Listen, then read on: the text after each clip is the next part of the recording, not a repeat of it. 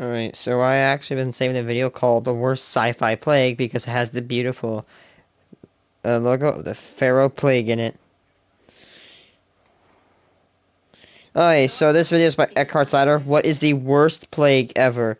And it is between the Flood from Halo, the Necromorphs from Dead Space, the Pharaoh Swarm from Horizon Zero Dawn, and the Tyroids from Warhammer. I think maybe it might be the Flood. I don't know anything much about the Flood, but I've heard that it is extremely dangerous. But honestly, if you want to hear me, if you want to hear what I think it might be the Pharaoh Swarm. Here's why. Because if the Flood takes over, and honestly, at least life survives in a way, but with the Pharaoh Swarm, life never survives.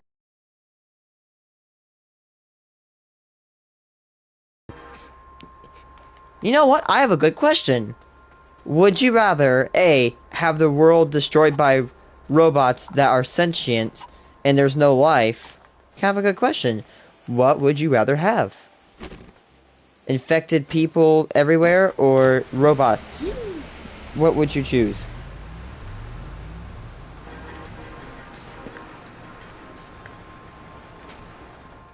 Today, on Sci-Fi Factions Compared, we examine parasites and plagues, which I'm taking extremely broadly.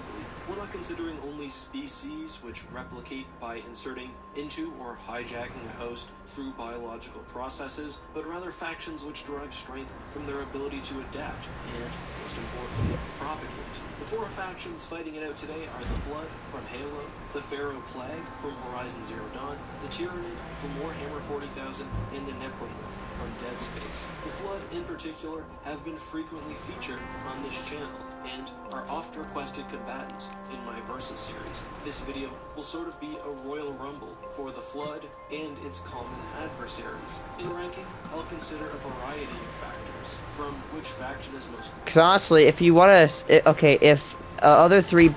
I'm not saying the Pharaoh Swarm because I love Horizon Zero Dawn. I'm saying because the Pharaoh Swarm, if it can survive... And if it can actually strip down a Flood member or whatever Necromorphs are, if they're biological, then those robots can strip it down and use them for fuel.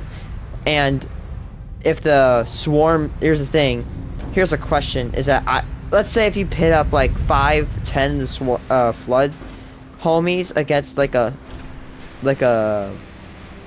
Scarab or a Corruptor, I think the Corruptor would lose easy. Here's the thing.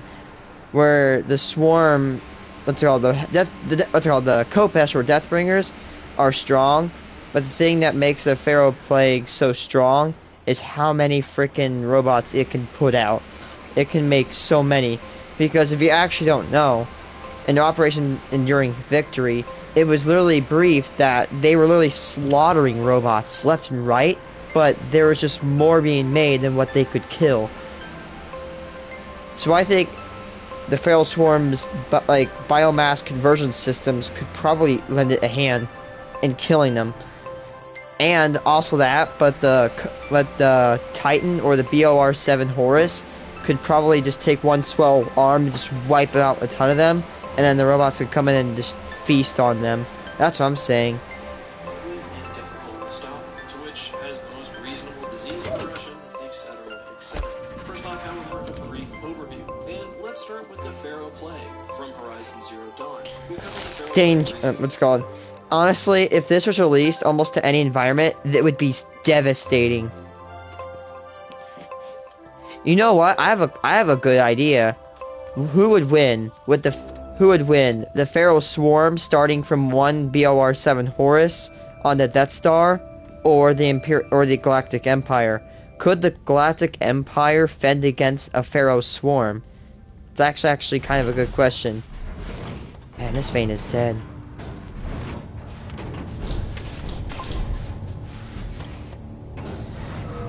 Because we all know that the Pharaoh Swarm is extremely deadly and dangerous. Because thing is that at San Francisco in Horizon Zero Dawn, they were slaughtering them until they recalculated and went around.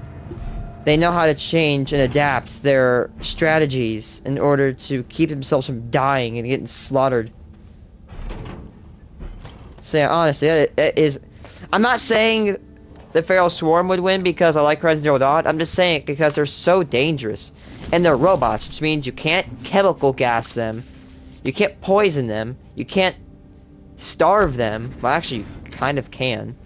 And the thing is, if you try to throw anything biological at them, they'll just eat it. Quite literally eat it. And then, if you try to throw robots at it, they'll just hijack and take over. Video, we'll do a brief recap. And you here. can't hack The them. plague was a gray goo-like apocalyptic event that occurred on Earth in the mid-21st century. It resulted in not only the genocide of humanity, but the near destruction of all of Earth's biomass to a cellular level. Only organic matter hidden away in underground bunkers was able to survive. But what exactly was the Pharaoh Plague? Well, pre-apocalypse Earth in the Zero Dawn universe has developed highly advanced fighting machines, which have almost totally replaced human combatants in war. Pharaoh Automated Solutions, the market leader in mechanized assault platforms, produces the Chariot line, whose machines all share several common features. First, protection against hacking and electronic warfare, which, making along with it the lack of a already software dangerous. backdoor, make chariots almost impenetrable to remote control or shutdowns, even through the use of advanced 21st century computers. Second, the use of large swarms, with Pharaoh robots typically fighting in powerful, overwhelmingly large swarms of robots. Third, chariots use independent refueling, and specifically, the ability to absorb and utilize all forms of biomass. And finally, the ability to repair itself, or replicate and create new machines. And again, these are the four features all Pharaoh robots share. Unsurprisingly, this combination went terribly for humanity. An individual swarm encountered a glitch, and subsequently began freely absorbing biomass and replicating, eventually overrunning and consuming the entire Earth within 2 years. We know of 3 chariot models, ranging from several meters long to several... Yeah, that's called. The ACA3 Scarab, the FSPS, or FSPH, Kopesh, and BOR7 Horus.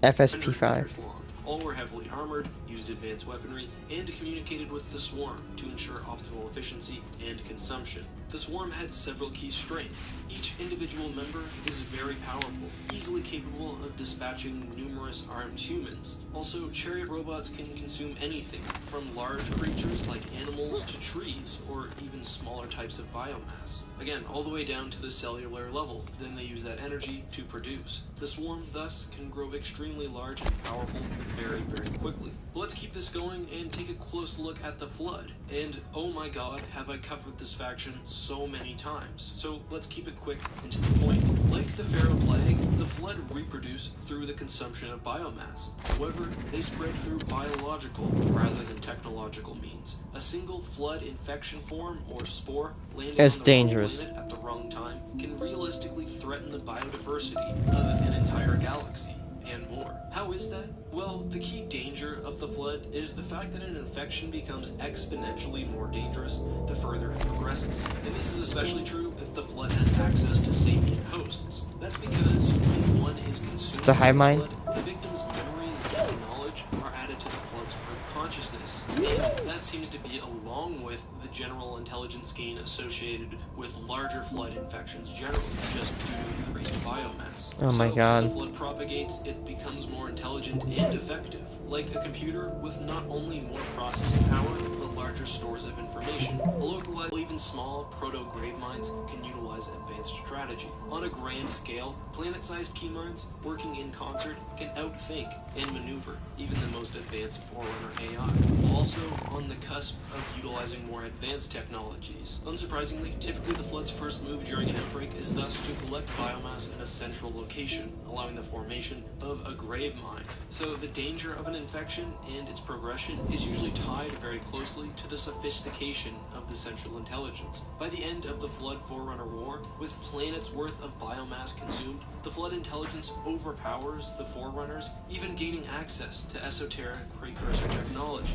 And had the Halo rings not fire, the virus would have likely moved to other galaxies, and even dimensions. The Flood seem to be able to propagate through individual infection forms, but also the virus itself, which in spore form can integrate into the biomaterial of of a planet. The key to defeating the flood is catching it early and being comprehensive. Every single spore must be destroyed, and if a flood makes it off-world, it's likely going to be impossible to stop. The flood have even shown the ability to repair heavily damaged starships for their use, all to spread the virus. But let's now move to the necromorphs, which are feeling healthy by leaps and bounds. Making a dinner that makes their whole day. And giving your best friend the best nutrients for their best life. Science. Please tell me I can... What if you were a global energy company with customers in different places on different systems? So you call on IBM and Red Hat to create an open hybrid cloud platform. Now data is available anywhere securely. Let's create a hybrid cloud that can change an industry. IBM, let's create. That's a lot of... surprisingly making their first ever appearance on my channel. At the heart, so to speak, of a necromorph invasion is reanimated dead tissue. Typically, an invasion begins like Element Fit 115 from COD markers Zombies. at their basic level are a sort of ancient broadcasting device. However, they do far more than simply that. Markers actually accelerate and dictate the evolution of intelligent species, Wow. causing the eventually formed civilizations to find the marker and obsess over it. Humanity, for example, found the marker, researched it, protected, and most importantly, developed marker copies, believing that it was the key to endless energy. The obsession directly led, to example, to the development of unitology. Markers themselves broadcast the pathogen which creates necromorphs. Necromorphs are composed of twisted and reanimated dead tissue, and thus only corpses can be transformed. However, the marker signal not only has considerable range of reanimation, but once activated, also causes insanity and dementia to those within its vicinity. The maddening effect of the marker isn't immediately obvious or immediate, but after time, bodies eventually start to pile up through suicides and murders. The invasion can be caused by the activation of either the original black marker or one of the copied red markers, which will then communicate with each other to coordinate the attack simultaneously over considerable distance. Reanimated necromorphs are extraordinarily deadly. Their bodies are ripped apart, and their guards, spikes, and blades as appendages are powered by tough muscles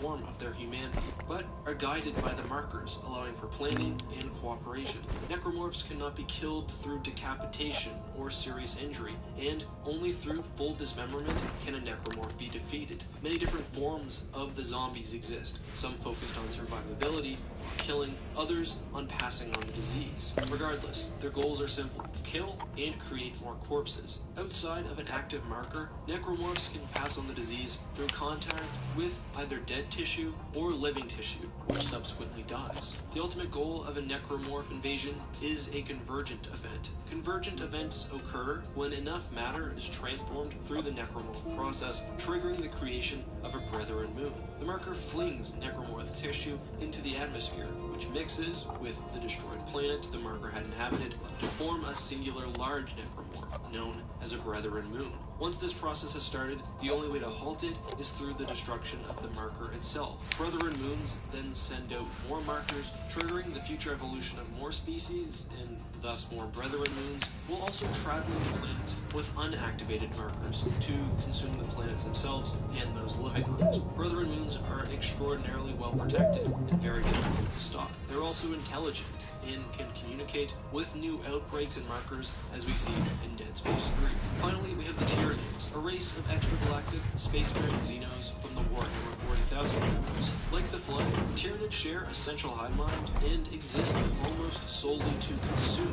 By their arrival in Warhammer 40,000, they've potentially already destroyed entire galaxies, and now thus sport unending numbers. Unlike the Flood, Tyranids are biomechanical, with individuals created specific purposes. One of these purposes is reproduction, and Tyranids are typically produced inside hive ships, utilizing the organic matter from conquered planets. Upon reaching a planet, massive vessels rain spores from space, which not only land the first wave of Tyranid shock troops, but also begin to compromise the planet and its atmosphere, which is then prepared for collection. If for resistance is encountered, massive beasts and creatures are launched, which overwhelm any defenders, allowing the free transfer of biomass through capillary towers. Tyranids are improved upon consuming sentient beings, as they learn their knowledge and skills, which are generally used to increase the effectiveness and variety of Tyranid forms. If resistance on a planet is overwhelming, a Tyranid fleet may use subterfuge, using specialized creatures like gene stealers or lictors to infiltrate the planet's civilization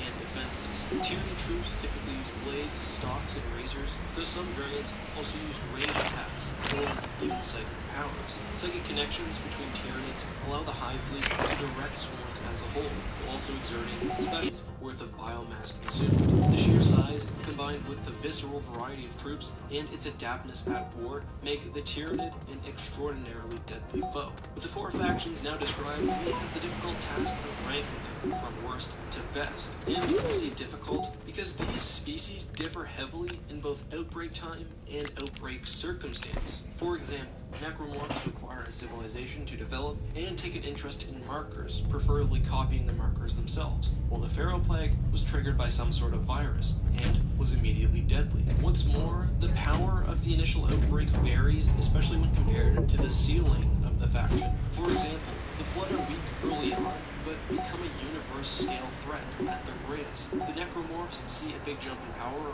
with the creation of a Brethren Moon. The Pharaoh Plague starts off deadly, but basically remains at a similar level of power, and we have little information about early Tyranid events. Still, let's take a shot at rankings, and I think number 4 is clearly the Pharaoh Plague.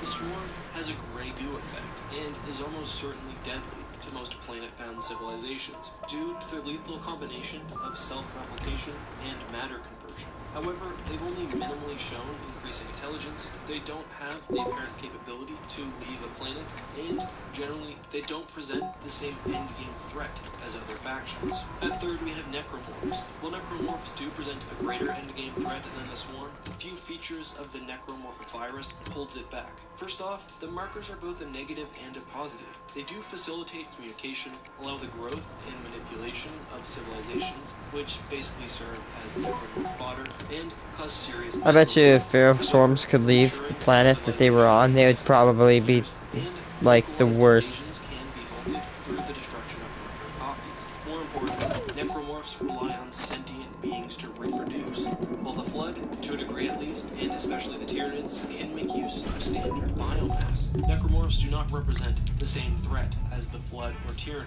lacking their radically advancing intelligence or sheer numbers, respectively. And I think the Imperium of Man, or the Forerunners, could dispatch even a fleet of Brethren Moons. This brings us to 1 and 2, and a serious debate. It's almost impossible to call either the Tyranids or the Flood deadlier. Both are exceptionally powerful as an invasion progresses. A massive Tyranid fleet has almost infinite numbers, while the Flood become very, very intelligent. But the relative faction strength moves on a spectrum. So, do we take the Tyranids as they exist in modern 40k, with extensive hive fleets, and do the same with the Flood, giving them several galaxies worth of biomatter? Or should we take a brand new Tyranid invasion, which we know far less about? I think we have to do something in the middle. And I've said before that the Flood have a higher ceiling than Tyranids. I do, for the record, still believe that. Although both appear to grow based on consumed material, the Flood's advancement is much more noticeable, with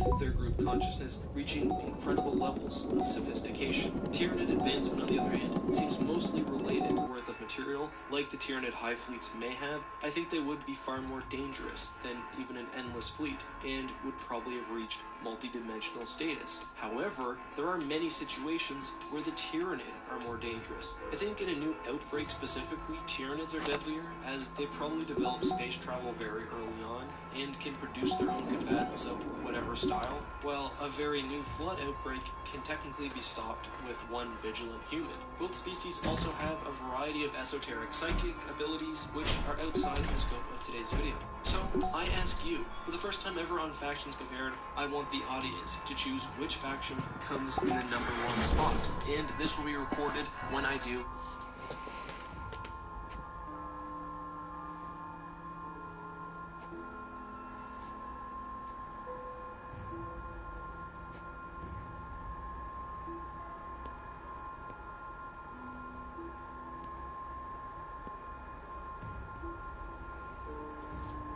Yeah, this guy has a point.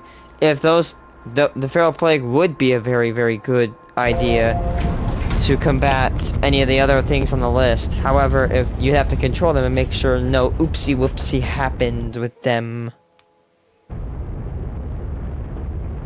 Yeah.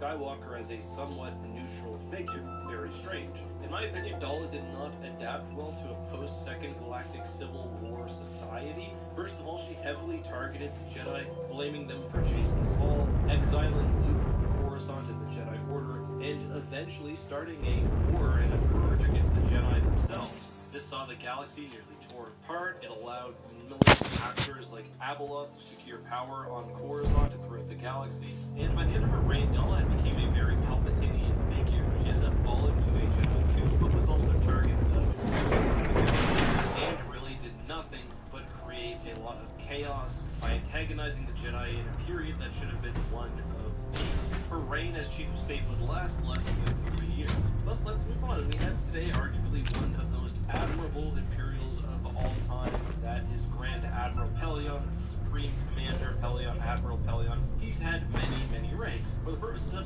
video, Pelion's leadership begins at the Battle of Endor, where he failed to unite a fleeing Imperial force, which ended up scattering across the galaxy. However, most prominently in his early years, he served as second in command. I say early, but he's still quite old.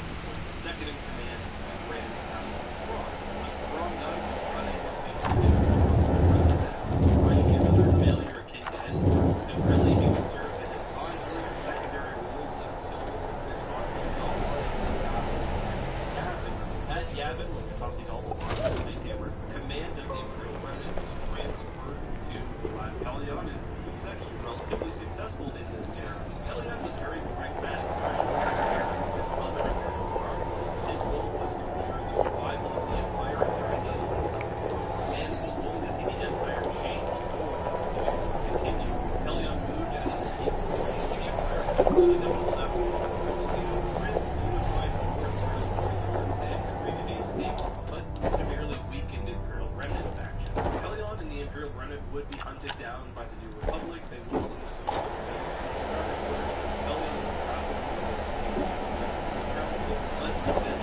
I thought there was only one Super Star Destroyer. Or is that Legends? The Pelion Gaversim Accords. Pelion, as I said, was very pragmatic. He helped the Imperial Remnant survive when practically they did not have the power to openly contest the New Republic, certainly not in practice. The Imperial Remnant would survive through the Yuuzhan Vong War and beyond. Pelion would lead them in allying and partnering with the Galactic Alliance before his eventual assassination at the Battle of Fondor. Alright, next up we have one of the most... I love this ad. If you're in a horror movie, you make poor decisions. It's what you I do. love this ad. If you want to save even more, you bundle your home and car insurance with Geico. It's what you do. Run for the cemetery. I love that ad. I'm not gonna lie. You're with them every step of the way. It is actually funny. I like how the killer's like.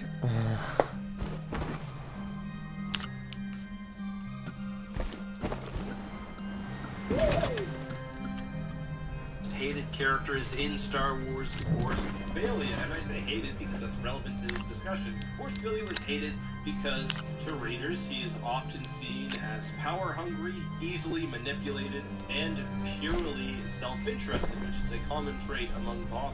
Force Philia was a prominent member of the New Republic's council pretty much at its formation. He often butted heads with other council members, including especially Admiral Akbar. Philia, perhaps more than any single individual, was heavily manipulated by Grand Admiral Thrawn, who saw an opportunity to take Akbar out of active service, playing on Philia's greed and single-minded nature. Philia would seriously hamper the war effort and even threaten the life of a very pregnant Princess Leia, exposing his true nature through a covert recording. Philia would regain influence in the New Republic, and after the tenure of Princess Leia, would become chief of state of the entire government. Philia's greatest failings, however, would come in the early years of the Yuuzhan War. Despite pleas from the Jedi as Luke Skywalker and Princess Leia, Philia refused to recognize the Yuuzhan War as even existing, much less a threat, and alongside his sycophants, he refused to send reinforcements to the Empire. This allowed the long to gain a foothold in the galaxy, and of course, the rest is a very bloody history. Like Daala, Philia also had a hate for the Jedi, which played very well with the Yuuzhan Vong, who rightfully saw the Jedi as their greatest threat to the nation. Philia, however, would suffer deeply at the end of his life, throwing support behind the Jedi and Leia, and at the invasion of Coruscant, detonating a suicide bomb which would kill over 25,000 Yuuzhan Vong warriors. Still, his legacy would not be all positive, as his council of sycophants would remain an impediment to New Republic security after his death. Alright, finally we have Supreme Leader Snoke, and this is a sort of weird one because Snoke was obviously engineered by Palpatine. We don't know the degree to which he was directly controlled. Still, we'll assume that most of what Snoke did, he did for his own reasons and with his own thought. And Supreme Leader Snoke was... I used to have a giant Procosmus named Snoke. Say what you will about the First Order, Supreme Leader Snoke's formation and guardianship of the burgeoning new Imperial faction was almost genius. Snoke took advantage, or the First It was. It was not like a Death Star, but it still had. within the New But it still was a battle Republic. station. Not only were resources covertly funneled away from the New Republic, but agents within the government helped to sow discord and confusion, and also ensured that by the time the First Order did emerge, the New Republic Snoke did all this while also converting Kylo Ren and creating a massive base of operations in the unknown region. Now it's true that Snoke did inherit Imperial technology like Starkiller Base, but still, he attacked the New Republic with a vast, dominating armada, including the one-two punch of Starkiller Base and the almost unstoppable fleets that he commanded. By the Starkiller Base incident alone, the First Order really had no opposition. Not only was New Republic leadership destroyed, but also much of their fleets. And by the time of his death, the First Order was extremely well positioned to succeed. And we see in between Episode 8 and Episode 9 in supplementary material that the First Order is continuing their domination of the galaxy. And there's really no reason, except for some heroics by the good guys, that they could have ever been opposed. The First Order did a great job of making sure that local systems couldn't stand up to them. They punished single systems individually, and with no central fleet, they were destined for domination. Snoke's biggest mistake was misunderstanding his student, Ben Solo, also known as Kylo Ren, and while that's not a mistake that you can wave away, it's a very standard bad guy misunderstanding the situation type of mistake. With that being said, let's rank our commanders, and we'll go from 4th to 1st, but remember, we're looking at worst here, so 4th is actually the best of the 4. And with that position, we have good lad Pelion. Pelion managed to take an empire which was fractured beyond belief, a very difficult starting position, and brought it to a point where it would survive for the next 100 years in some form. When it looked like they were near the edge of collapse, Pelion was shrewd, he was pragmatic, and by the end of things, he was, to be fair, hardly Imperial. He was someone that, in Star Wars Legends, the good guys could get along with. He has the ability to realize that the empire he thought he served never really exists, and instead moved to ensure that the principles of justice and security, which he believed the empire was founded on, could still survive in some form. At number 3, the third worst, or the second best leader, we have Snoke. Now, Snoke didn't really do anything wrong. He smashed the New Republic in a week. The thing is, his starting position also wasn't very difficult, which is why I give Pelion a bit more credit. You can debate who's best and who's second best down in the comments, but let's move on. At number 2, I have Natasi Dalla. I'm just going to talk about Dalla and Phalia together, because there's only 2 left, we might as well. Natasi Dalla was probably dumber than Borsk Phalia in a lot of ways. She makes so many mistakes from the time she's introduced in the Jedi Academy trilogy. She loses the sun pressure, her 3 Star Destroyers, experimental technology, the Maw installation. She goes on and destabilizes the Galactic Alliance, almost starts another war. But despite the fact that she makes all these mistakes, if you look at results, it's hard to say that her actions led to worse consequences than that of Borsk Phalia.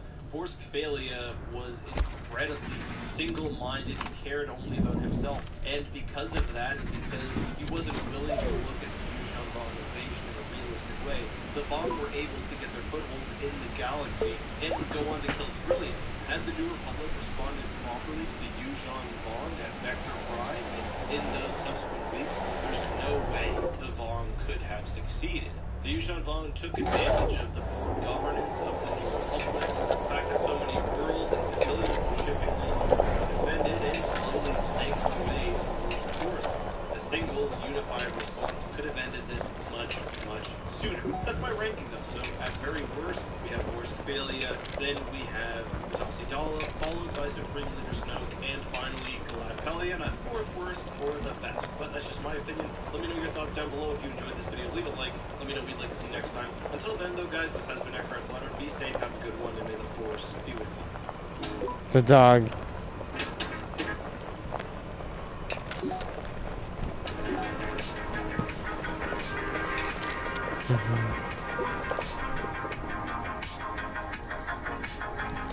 Which faction had the worst tactics? It might have been, I feel like it was the Separatists. They just lumped up a ton of droids and threw them into a pot.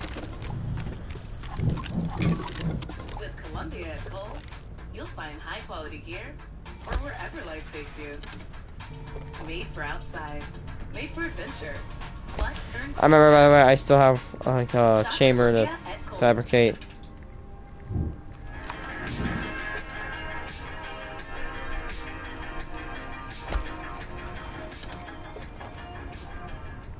Hey guys, this is Eckhart Slaughter. Hello and welcome to another Star Wars video.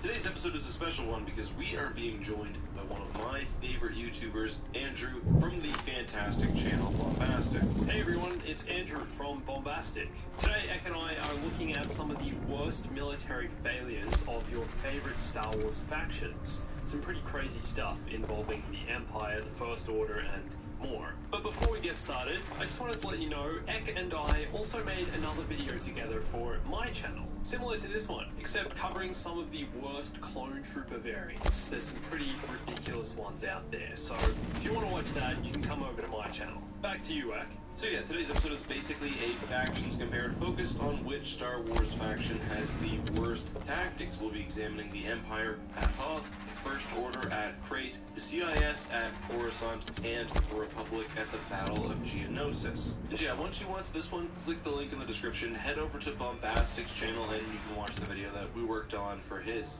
Anyway, let's get started by looking at the Republic and their efforts at the Battle of Geonosis. And I know this is sort of maybe a questionable pick for me, because the Republic did technically win the Battle of Geonosis. However, they did so with the cards stacked in their favor, and the win really wasn't the decisive knockout punch against the Confederacy of Independent Systems that it could have been. So let's look at what actually happened, and I'll keep it pretty simple. The Republic, as we see in Star Wars Legends, brought their fleet to Geonosis. There was no planetary shield, there was no real defense fleet. Their main resistance was in the form of planetary-based cannons, which were destroyed by a Jedi strike team, which opened up the planet for a large-scale invasion. The Republic had two main objectives, the first being the rescue of Padme, Anakin, and Obi-Wan at the Geonosian Arena, and then later the recovery of the Jedi forces set there in advance. And secondly, the destruction of droid foundries, CIS assets, and separatist leadership, which was basically placed across the planet. I don't really want to talk a whole lot about the Republic's rescue effort, because I think they did basically as well as they could have there. However, the other part of the invasion of Geonosis just went terribly, in my opinion. We see that the vast majority of separatist leadership actually makes it off planet. The Republic really struggles to take down core ships, and although it's a victory for the Republic, it's not a decisive one. Geonosis will be a battleground for the majority of the war. So what happened? Well, in my opinion, the Republic did not play to their strengths, as we'll see with most of the battles on this list. The Acclimators in space had total space superiority over the CIS, and the planet was unshielded. However, instead of engaging in some sort of orbital bombardment against the Geonosian ground forces, the Republic instead chose to launch a full-scale ground invasion. Now, whether that was because of Palpatine's manipulations or the Jedi being bad leaders, it's hard to say, but what we do know is that they engaged the CIS on their terms, dictating the battle based on their strength, in this case being their space superiority.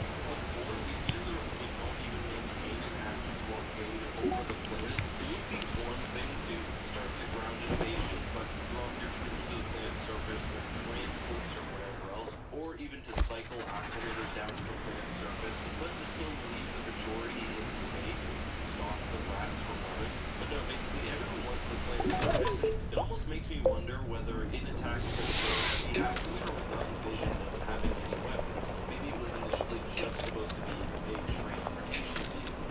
Either way, that oversight points to just really bad tactics by the Republic, because they had what we really want in a military campaign like this. They had all of the separatist facilities, resources, and leadership essentially at one planet. This is not the kind of battle you rush. I mean, you can even do most of this without violating Jedi principles. For example, you can bomb the heavily automated transports and facilities without killing life needlessly. So those are my thoughts on the Battle of Geonosis. Let's now turn to Andrew for a discussion of the Battle of Hoth. Thanks, Zach. So, next up, I'll be covering the Battle of Hoth. They should. I mean, it might just be like the guy, but I think they should just orbitally bombarded them. Brought the fleet out of hyperspace to life to the planet.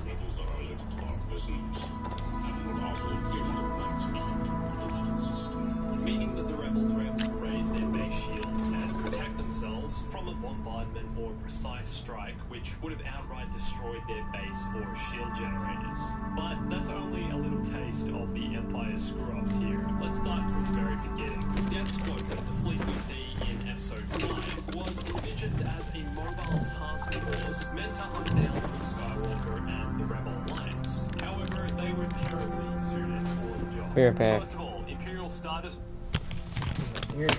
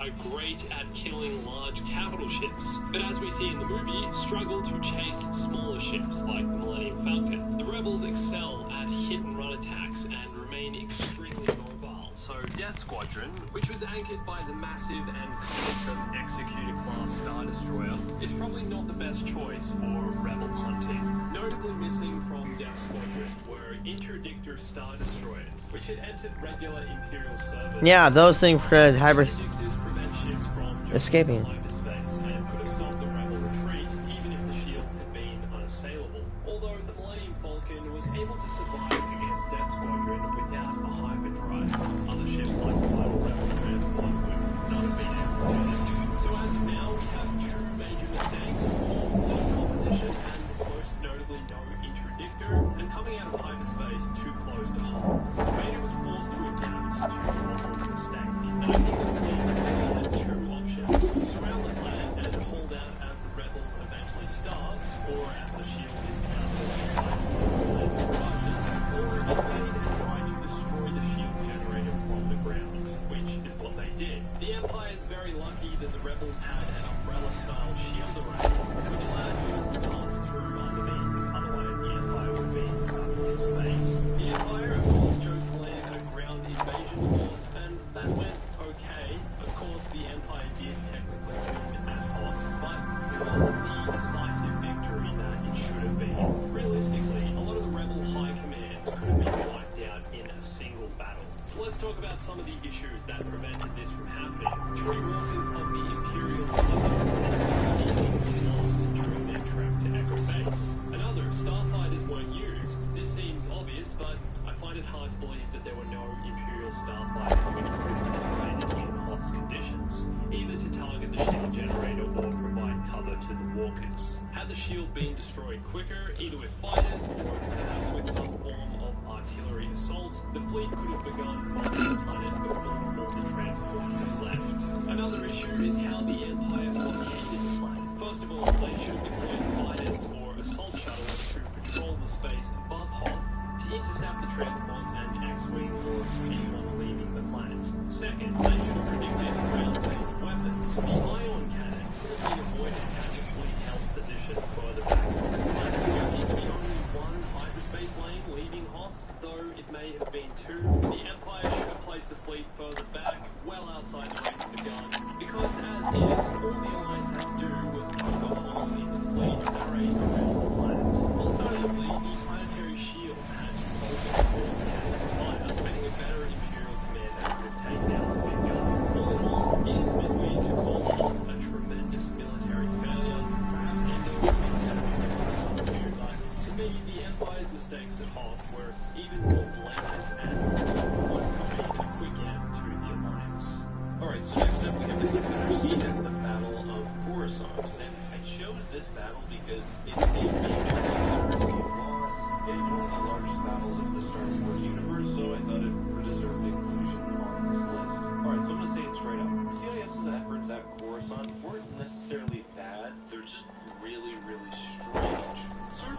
far as an actual timeline here, or even general strategy, I think it's a lot of this battle just doesn't make sense from a logical perspective. I covered this in a prior video called Why the Battle of Coruscant Doesn't Make Any Sense. Do CAS use secret hyperspace routes to attack Coruscant through the deep core, which, first of all, is a good move. They're able to wipe out the defending fleet of the Republic, another good move. And then they actually successfully steal Palpatine from the planet's surface. The real question is, well, why did they leave? And there have been some different sources on this. There's some indication that the CIS may have been trapped under the planetary shield, which would have been raised after the kidnapping of Palpatine, and then basically the CIS were just held in position as more and more Republic reinforcements showed up to the planet. Otherwise, it is a bit confusing why we don't see the visible hand at least leave, other than the fact that we know Palpatine wanted to force a confrontation between Obi-Wan and Anakin. That may have even been the stated goal to General Grievous. It may have been a trap to lure the two Jedi onto the ship so that Dooku could kill them. Either way, there's not actually that much to criticize here. The CIS were dealt a really bad hand. The war, of course, was being manipulated by Palpatine. The only criticism that I would make is, why didn't they at least threaten to bomb the hell out of the planet, or take a shot at the Jedi Temple or something? All in all, though, I don't have a whole lot to say about this battle, other than it's really not that bad. Alright, we're here with Hoth Part 2, otherwise known as the Battle Crate from The Last Jedi. I did really enjoy this battle from The Last Jedi. I think it's definitely one of the better ones from the sequel trilogy. The ski speeders, I think they're pretty cool, fighting over great salt lakes, very cinematic looking, with all the red salt flying everywhere. And I think this battle is all about its conclusion, with Luke faced off against Kylo in that epic moment where all the walkers fire down on him and he's still standing there untouched. Without spoiling our rankings too much, I really do feel like the First Order's tactics at Crate are even worse than the Empire's at Hoth, and this is probably because of Kylo Ren. Vader was a madman, but he was at least able to act rationally most of the time. Kylo Ren let his emotions get the best of him on Crate, and it completely shows. The First Order had none of the limitations of the Empire at Hoth here. There was no planetary shield, the Resistance wasn't armed and wasn't very mobile, there was no planetary cannon, and the First Order had absolute space superiority. Despite so many more tactical options and a weaker enemy, the First Order essentially decided to go with a hot-style ground invasion. The First Order could have bombed the Resistance into submission with their Star Destroyers and ended the war in an afternoon. To be fair, they had just lost several capital ships, including their massive dreadnought, the Supremacy, but that's not really an excuse, is it? They could have blasted the surface, they could have destroyed the cave entrances, anything but what they did. The First Order here deliberately played to the strengths of the Alliance. They fought on the ground where the Alliance was dug in. They sent all their forces to one location and didn't use the purely overwhelming power that they have. They only assaulted the mouth of the cave, but somehow was able to intercept the Falcon as it left the planet, and they gained very little at the end of the day. To be fair, I guess the First Order also didn't use anything besides maybe some divine gas from acquiring so many orphan monsters, which, you know, being balanced stuff, I think it can definitely be classified as a First Order failure. Alright, so finally we have the rank and which Star Wars faction used the worst tactics in these given battles. I think we'll start with the best of the worst.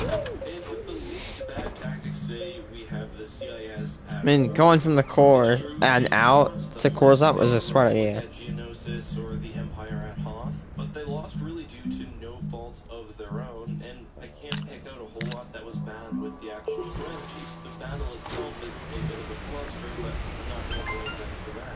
Next up, we have the Republic in the Battle of Geonosis. Now, basically, these next three battles have the faction that we're discussing not properly using space forces. It's most evident at this battle and the Battle of Crate, but unlike, say, the Battle of Hoth, the Republic didn't really compound their error here by making a ton more.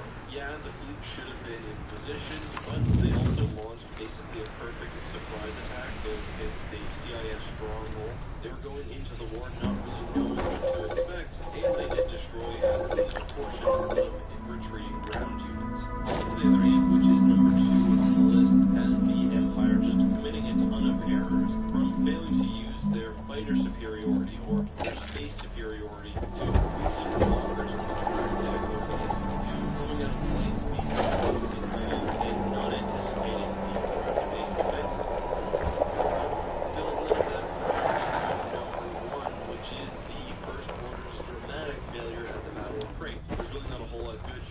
about this battle, the First Order was led by Kylo Ren, who was being almost totally emotional without a whole lot of logic, and that led to an unnecessary and protracted ground battle, which just makes not a whole lot of sense. So like we mentioned earlier, Ek and I made a worst trooper classes video for my channel, with troopers like the Clone Blaze Trooper and Clone Cupid Trooper. Some pretty ridiculous stuff. There'll be a link to that at the end of this video, or you can just come straight over to my channel, Bombastic, and check it out there. A big thanks to Eckhart's Ladder for having me on today. Hold on, I have to search that up. Listen to this. On Kylo Ren. Raging. He's literally the embodiment of a COD player. No.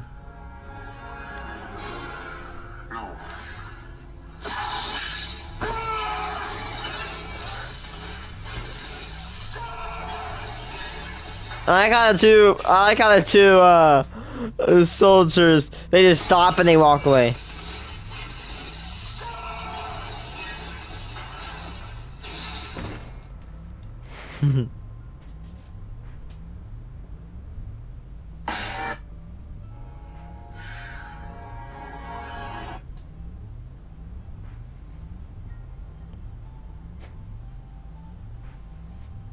Kylo Ren angry scenes.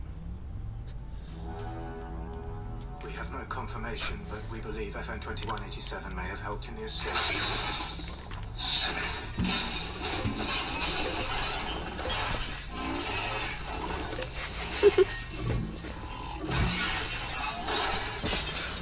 He's literally the embodiment of a COD player. The resistance is dead. The war is over. And when I kill you, I will have killed the last Jedi. Blow that piece of junk out of the sky!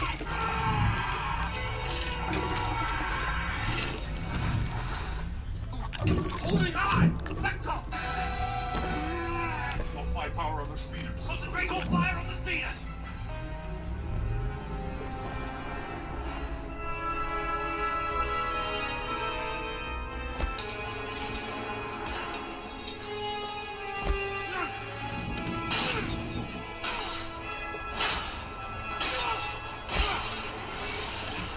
Prepare my ship.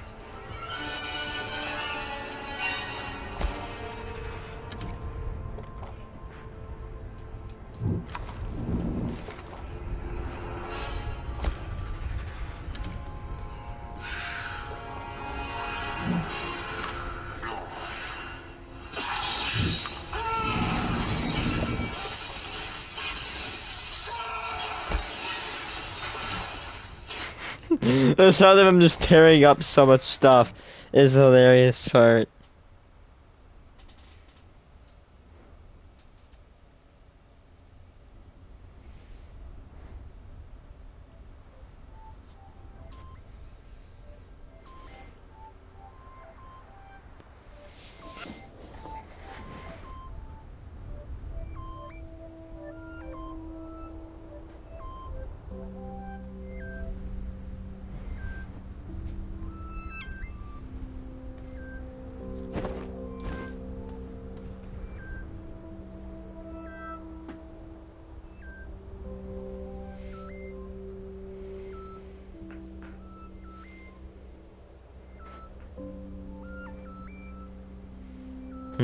Shouldn't the kids think they're so dumb? Oh yeah, it's a dick. Can turn into a werewolf. And if you don't believe me, this video is proof.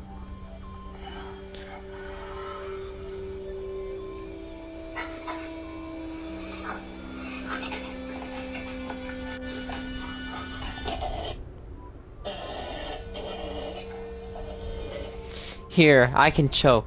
I can turn into a choking man. Lord Vader.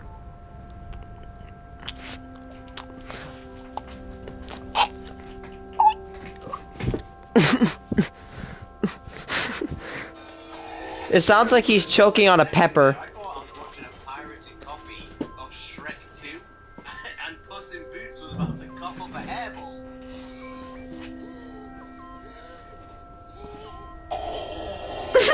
That's type of kid your neighbours would ask to babysit their kid, and then you'd go up to their room to check if they were okay, and you'd just be able to hear these noises outside of their room.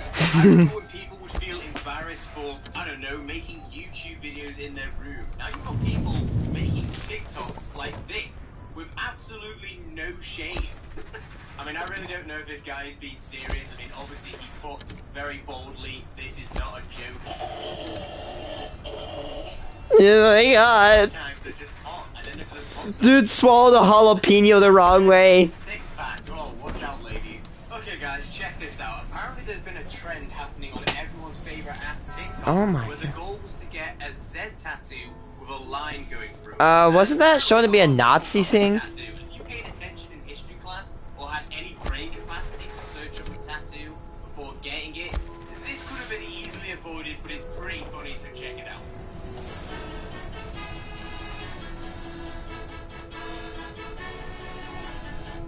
Oh shit.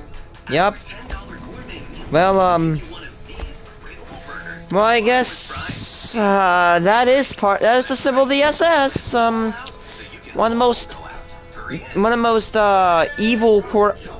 evil groups ever on Earth. Along up there with the KKK and all that stuff.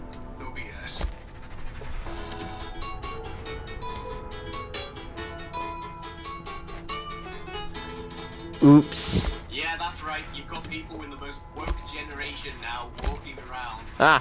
Oh my god, what a bunch of idiots. The most woke generation is the most stupid generation. That's a fact. My favorite part is the kid who had to cop the Gen Z tab. Good job.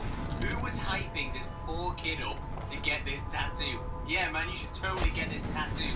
There is no way anything bad will come from this. Good service. Good service. Don't even like coffee, but I guess I'll try it. Yeah. Delicious. Now let's see what goodies await me. Ooh, a cake globe. Wait, cake pop. It appears to be a perfect sphere.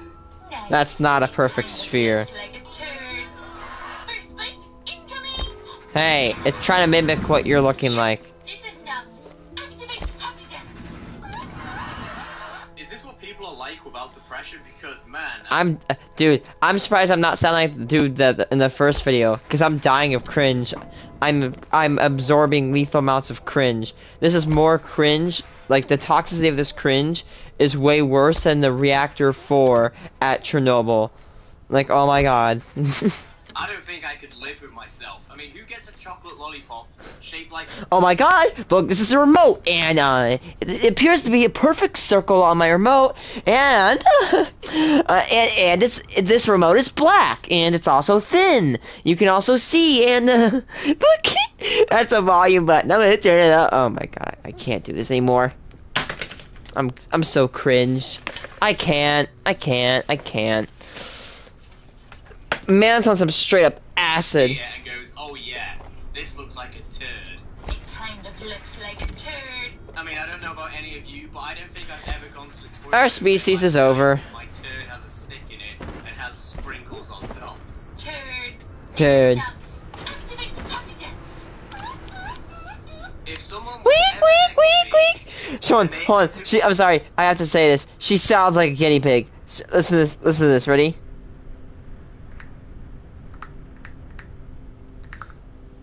Listen. Ready? On. Ready? Remember that sound?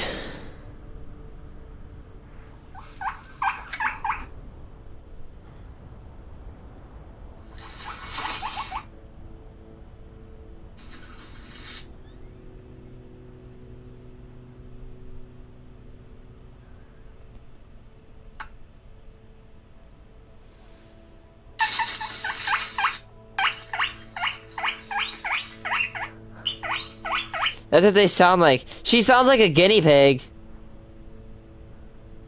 I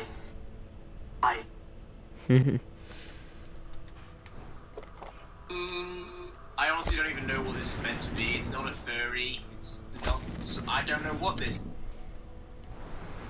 If someone was ever next to me and they actively, out loud, Activate happy dance.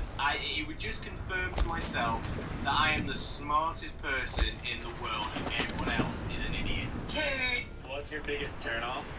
My biggest turnoff is facial hair.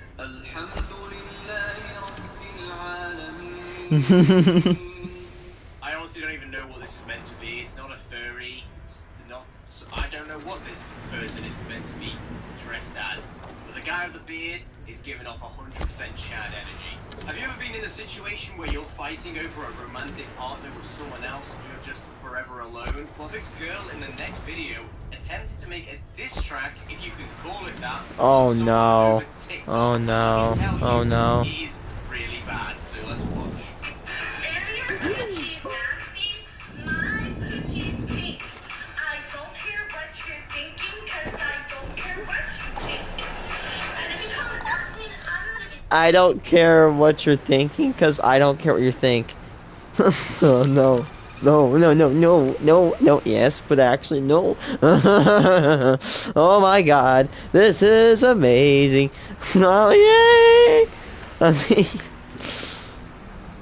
yeah, I don't think you know what you're thinking, but I don't think you know what you think. Oh, okay, I'm causing a paradox. I'm gonna rupture space. And if you do that again, bitch, I'll come over, cause I know where you live, and you're a little rover. Ayo, what? He's mine. He's mine, okay? She was all the way back here? Who's this guy in the background? Wow, that was really something. Now there's a lot to take in with this video, I know. Like, why is Billie Eilish hyping this girl up so hard? Like, don't you have better things to do, Billie? Like winning 80 awards or something? I don't know. But I'm honestly curious if she was able to finally win the affection of the individual she wrote this romantic song for. I can think so. I mean, who wouldn't want a partner who can sing?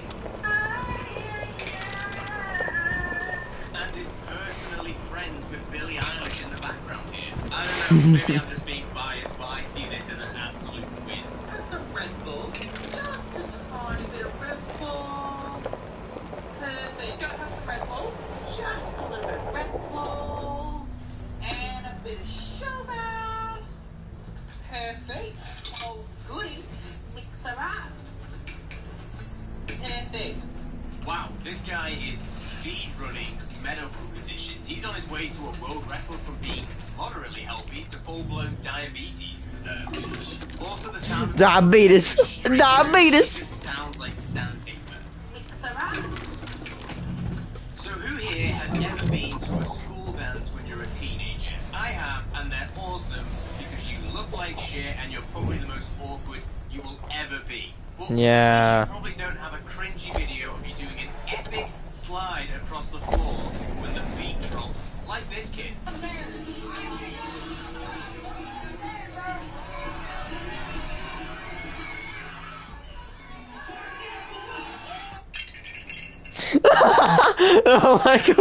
The Lego dying sound. But he kind of awkwardly walks off after realizing he just did that.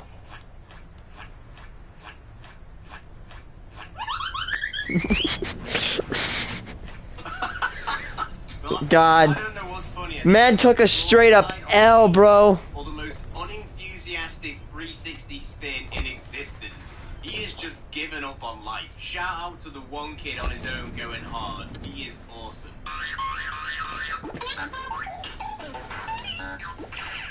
This is a This one kid is somehow failing to skip. Like, he's skipping. Wait, what's he doing? I don't know why he's doing that.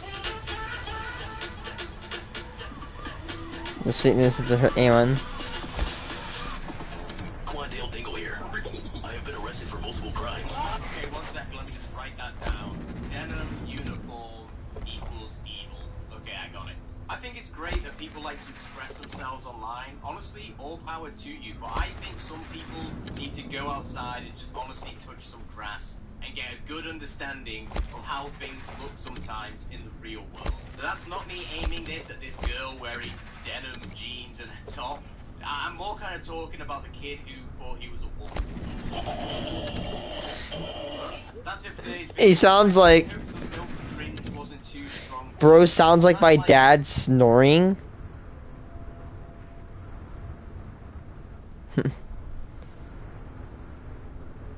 Gen Z is even more hilarious. When gas prices rise, you realize how I don't know why, but I think the car in Pumpkin Spice White Woman season from what's it called, from Meat Canyon, I feel like that looks like a cross track. You've got work to do, and Tractor Supply has the savings and knowledge to help you do it. Shop great values on hardworking tools, workbenches. Having to break up with my ex-boyfriend because he was Mexican, and I can't taint his beautiful person of color genes with my evil whiteness. Okay, guys, I think it's time for me to come clean about it. Okay, by the way, biological fact, you cannot change your skin color unless there's one way. If you have the condition Michael Jackson did and the pigmentation faded. I don't know if he was black first or if he was white first. I don't know what happened to him. I am not a medical professional. But he did experience a change of colors, and I am not an expert. I don't know what happened to him. But yeah. However, your kid, if you were white and someone else was black, those colors in the genes could pass to make a new color of skin. Biology lesson for you, by the way. This might come as a shock to a lot of you, but I am white. I am evil. Okay, apparently, because I'm white. I am Satan. I am so white, I am the inside of a bread loaf white. Whatever that means. But yeah, it's Ben is white. I am not sorry. You can expect my... Can you imagine if I made a genuine apology video for being white? God damn! Welcome back, everybody. I don't even know what we're looking at. We're looking at screenshot TikTok. So how the heck? Okay, take two. We are looking at TikTok screenshots. You know, TikTok has a lot of weird stuff on there. Just like words, most random captions, and we're gonna check them out and see what's out there and see what's generally pretty bad. Oh my God, Homer's a Teletubby.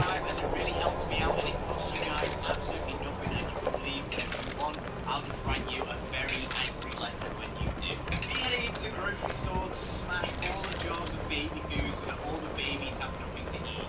You can tell because someone on social media saw this. Do you think you're rich because you have a Volkswagen? I ain't jealous, by the way. Cross-track superiority. What the hell? It's been the empath sensing other people's pains with my crystals and my rain dancing. I could immediately sense that, you know, some babies are going to be I just found this TikTok, and do you know how a lot of TikToks just generally have stories, just weird, random stories? Well, I saw this one. This one is probably up there in probably the top 10 worst TikToks I have ever seen. Me too. I thought about... I know. Yeah. Can you please put audio? I hate reading!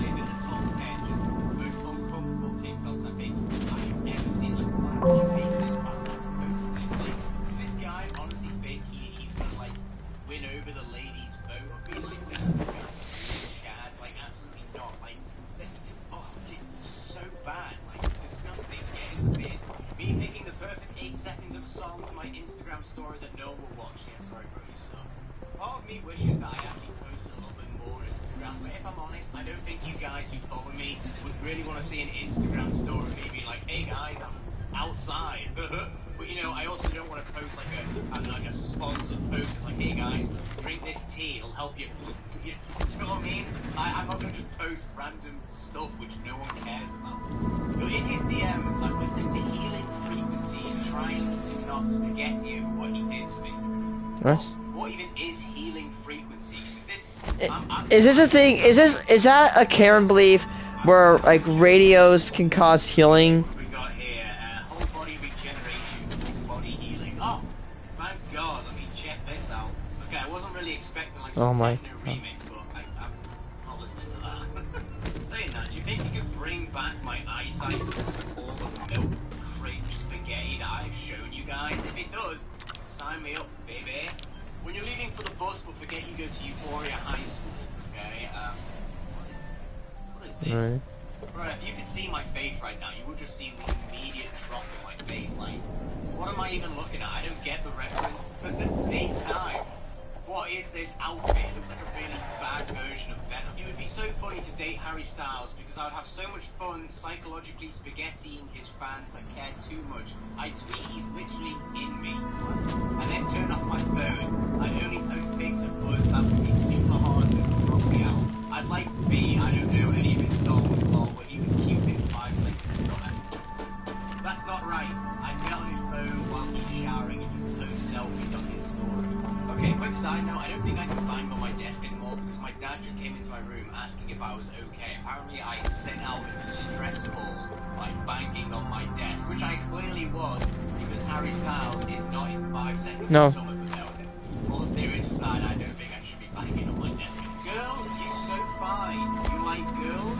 Yes, girl, I'm a feminist. Imagine still calling yourself a lesbian. That is so... That's being a lesbian, not a feminist. That's two different things.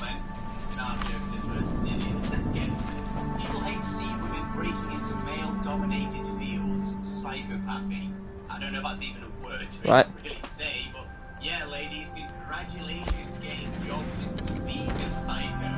All those You know, being a psychopath is not a good thing, because those are people that are mentally deranged. When you're getting kidnapped, so you tweeted BTS sucks, so Twitter stands can track your location faster than the police. Nah, they would happily divert the police away from getting you any help. That shirt you love from the thrift store was someone's spaghetti rack. What? Now it's mine. So like, well, I really didn't.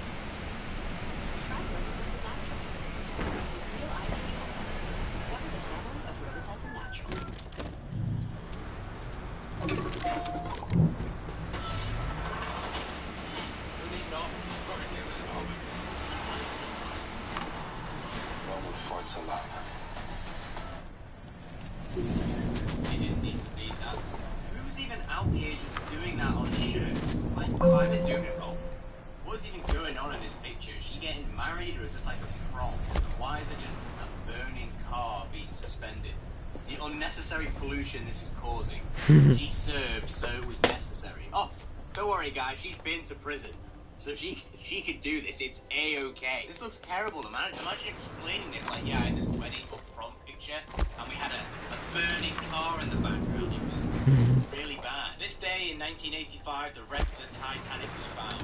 I died in a past life on that ship, so it means a place in my soul to see this. Oh no. And how do you know that? Because the connection I feel with this is too deep to not be.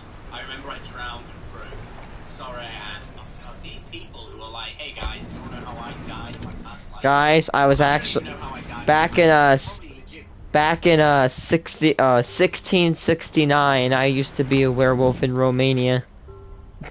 Sorry, I can't. I'm not joking. But did you know in the year 2022, I was a skinny frat white boy that is idle with a cockroach? What am I even saying? How did you guys die? Just comments. OMG, do you guys remember when people thought Harry Styles was a cannibal? That was so interesting. In the comment, guys, I was just informed that this never happened and I'm 99% sure. It was a weird dream I had. I'm on new meds, by the way. Oh yeah, just that theory that Harry Styles from One Direction was a cannibal. This massive celebrity, guys, yeah, at one point he was out here eating people because that totally would just go unnoticed for this long. Me explaining to my therapist that I needed friends so I can mimic their personality because I have no personality of my own. Are you a Libra? Girl, I have a personality disorder. Alright, seriously, if anyone here goes and acts like a complete moron because of their birth sign and says, oh, it's because I'm a Gemini or a Scorpio, honestly, you just need to get in the bin. My being like, oh, My zodiac sign is 69. Ha ha ha. Shut up.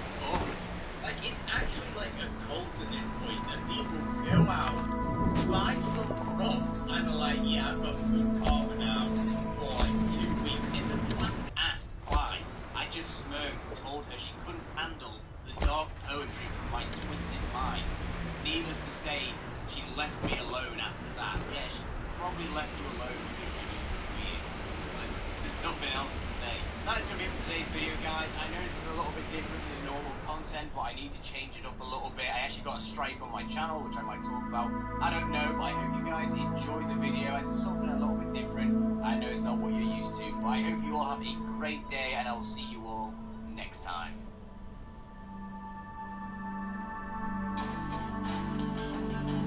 Every company strives to have long-lasting impact and unique value.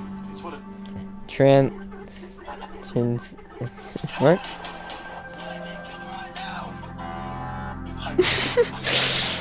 Yes. What am I more scared of? This guy who has a crooked wig, or the fact that he has a gun? First of all, John, does that make you a little bit more scary? That maybe don't want to be that you're gonna cry. But yeah, this guy totally gives off alpha energy. Not the fact that he's got a gun. He both sneeze and honestly thinks that he's got my gun. I guess it's time to show you how anime I can get. Nice filter. This filter is pretty nice. I like it. I should put it on, don't you think? Great. That was a pretty good indication of what I thought of that, and I'm pretty sure everyone else watching that video is just like, why are my eyes melting? Okay, for this first video, I'm just gonna say it. I did not get carried around in my mother's womb for 9 months to have to see this. You boy. There you go. Seriously, what did I even just see then? What the hell's gotcha life? My videos get done, but YouTube allows this on YouTube Shorts. And a good old default boy right there. What else could ever go wrong with calling someone a default boy? And I don't know what it is. This girl, I assume it's like a tail, but it just looks like a King Henry VIII turd with like a ribbon on the end of it. Does it not look like that? I think I'm a pretty accepting dude when it comes to people's pronouns and whatever they want, but I cannot get behind calling people this. But now, guys, you can be trans-autistic. Yeah, that's right. What does that mean? Like transgender and autistic? What does it mean? I mean, it might be simple. I might be an idiot. But having autism myself, this really confuses me. And I'm like really high functioning too. This doesn't even make sense. I don't know what to comprehend from it. Apparently a real thing. It refers to someone who wants to become autistic. It can also be used to describe someone who feels they should become autistic. My favorite part of how dumb this is. Oh, let's read it. Let's read it. Because if someone refers to, if it refers to someone who wants to become autistic. Oh my God, no. Unlike orientation, unlike gender identity, autism is a neurological condition that either happens or does not happen. It has a 1 in 158 chance of occurring within a person, with more males being affected with autism than females. At least what I've seen. It's like, you can't change that. Oh my God, this is cringy. Be used to describe someone who feels they should become autistic. My favorite part of how dumb this is trans autistic individuals do not necessarily they can be physically autistic people who want to acquire another form of autism. What is this shit? This entire post is autism. It doesn't make no sense. In opposition of cis autism. What? Did I seriously? Okay. remember what I've told people. I do not shame on the basis of orientation or identity. I honestly don't care. I literally have a bi friend. I have a friend that's bisexual and non-binary. I have a few like gay friends at school, and they're still people to me. They're not bad. They're nice. They're actually more friendly than other people I know sometimes. But cis autistic. Can you please? I mean, what in the Alabama? What is this? I don't know what to think of this. My mind, like my mind, is like what's going on inside my mind? It's like that one part of SpongeBob where he forgets his name and they're all tearing his brain apart trying to remember his name because they threw out everything except for fine dining and breathing. In opposition, is someone who doesn't want to become autistic. In other words, they shouldn't become. Well, I have some news. If you are not autistic, you can't become autistic. Oh my God, people are stupid. What type of spectrum ASD do you have? It has to be low functioning. No offense, I can say that. This guy has to have low functioning or something. Either that, or he has absolutely no brain cells. This is so cringe. Opposition, a cis autistic individual, one who doesn't want to become autistic and or doesn't feel they should become autistic. Look, I'm just a dude. I don't really have any pronouns, and I damn well am not gonna go around and be like, hey guys, I am cis autistic. I find this is just incredibly disrespectful to people who actually are autistic, that people would want to pretend that they are autistic. That would like someone coming up to me saying I'm trans BTs, where they're not actually diabetic like me, I am, but they want to have it. What? This is like the worst thing I've seen in a while. Do better, Will. When he's a 10, he accidentally got my mom pregnant when I was out of town, and they were keeping it, so now I don't know if he's my boyfriend or stepdad. I mean, yeah, that's the third thing you do. You find out your boyfriend slept with your mom, and then you just make a TikTok about it. Also, this guy has like a really long torso, or his belt's just really low down. I don't know why it's pointing that out. There is so much weirdness in this, I don't even know what to say. I mean, what would you guys do if you found out your mom slept with your boyfriend or girlfriend? That's it's weird. Hi.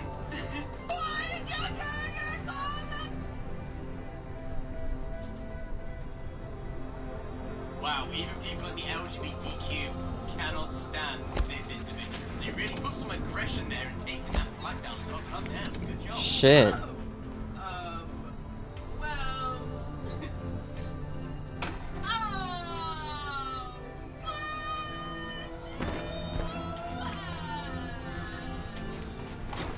I'm glad you asked. There it go. Wow, I don't normally like loud people anyway, but this really takes it to an God, annoying little twerp. they did on the team really just emphasized that they just didn't need to do that. So first, I would like to say that no, it is not because I got you.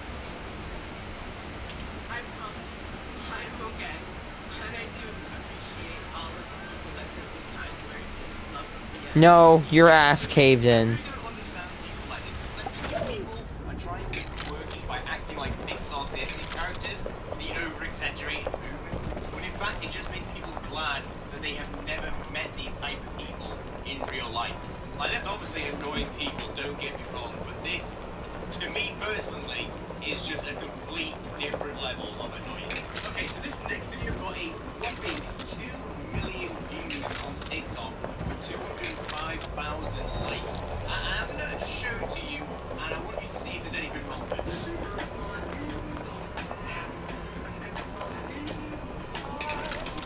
That's so sus. Okay.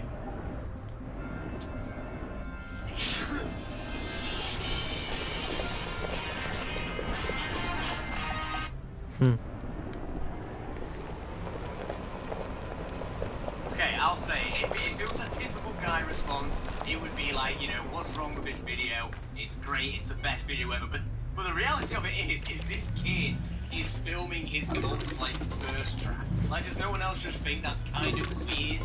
I can just imagine his kid is just absolutely haunted to ask his mum for anything because he knows she'll ask him to make some weird video of her. The comments as well on this video are just very weird as well. Everyone's just saying that they'll be this kid's stepdad, or the fact that they'll be begging for more than just V-Bucks. It's just weird. While you guys are thinking about that, check out this 14-year-old and how goddamn cool he is. Oh my god, is it a Mustang? Is it a Mustang?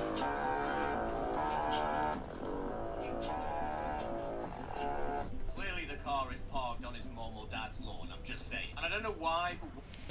Honestly, I don't get jealous of people's sports cars because I might be getting a Crosstrek soon. And honestly, a Crosstrek is just so beautiful. It's more beautiful than these guys' search history, I can show you that.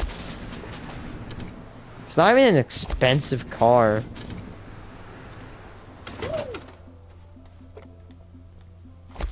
Honestly, hey, you can have your rolling tombs all you want. I'll be in my Subaru. That way, if I ever get in a crash, I'll have a higher survivability rate than you.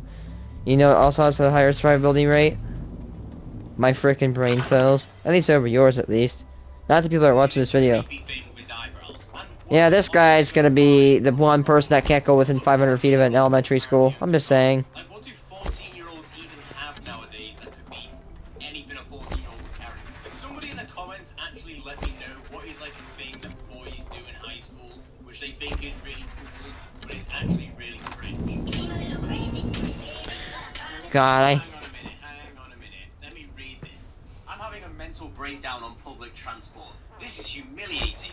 Story time. So I'm on my train and I get the urge to use the bathroom. So I ask the train assistant lady if they have any litter boxes since I'm a fairy. I don't know what that is. And she says no and giggles. Excuse me, what am I supposed to do now? And how in any way is that funny? Litter boxes should be available everywhere. Your furry phobia is... yes. Hang on a minute. Is this person honestly asking for a litter box to be on? Okay, here's the thing. I'm gonna give you a little bit of a lesson. Nobody has to bend their ass down to you. I'm so tired of people saying like, oh my god, the size of clothes should be increased. There should be... No, we're not gonna bend society down to a single culture. Just like, let's say, I don't think society should be literally purposeful towards white people or black people because everybody is fair. You know what I mean? That's unfair, and plus it's a waste of taxpayer money if you really want to go into the economics of it. I mean, look what happened when we did segregation. When we had like literally double of everything because we couldn't put anybody in the same frickin' school. That literally wrecked the economy. Racism not only destroyed the society that we lived in back at the time, it wrecked the economy. The government's just stupid. Right, and everywhere it seems. Right, I went around the corner and saw someone just taking a massive dump in a litter box. I just leave planet Earth. I mean, if they want to act like animals, why don't they just go take a waz on a tree or something? I don't want to walk past a load of litter boxes and see just a half-buried turd just sitting there chilling. What planet are we on? Seriously. Which one? What is this? Oh yes. Do you have like PBD or BPD, borderline personality disorder? No shame if you do.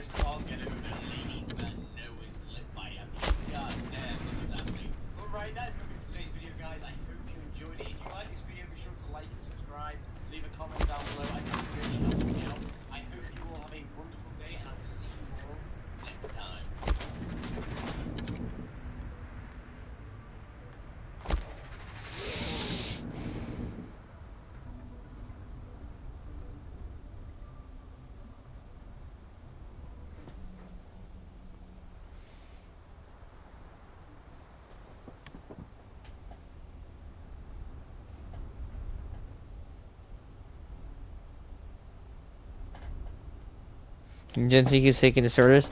I think we should explore I have Gen Z's faking all their disorders, but it takes away from the seriousness from people like me who actually suffer from ADHD and ASD, and possibly Tourette's, even though I'm not gonna...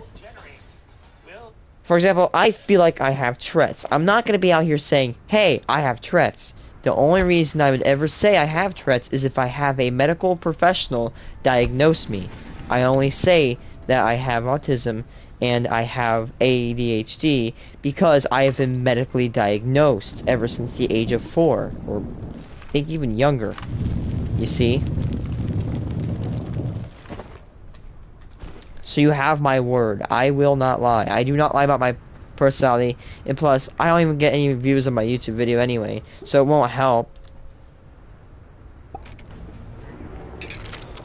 Today, ladies and gentlemen, we're looking at Gen Z faking more disorders. Pretty much these range from autism to DID to Tourette's to anything that they think is potentially quirky. Little warning for any new viewers, proceed with caution. Skimming is repetitive or unusual movements or noises. It seems to help some autistic children and teenagers manage emotions and cope with overwhelming situations. I've never heard of stemming. A very real stim, right? Reminder that stimming doesn't have to be pretty to be valid. It's okay to be ugly.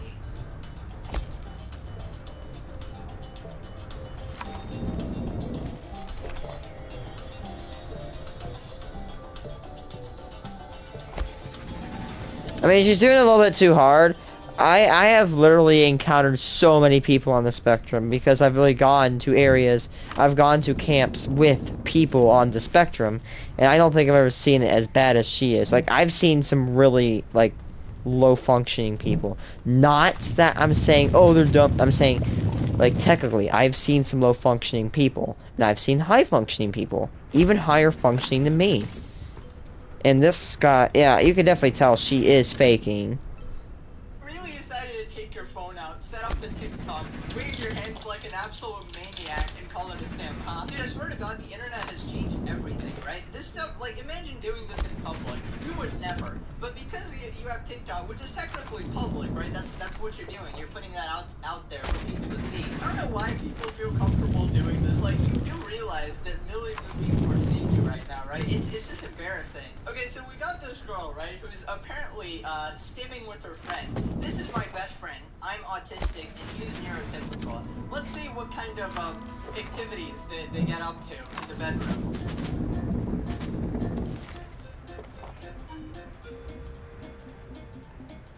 Actually, I actually have to bring this part up.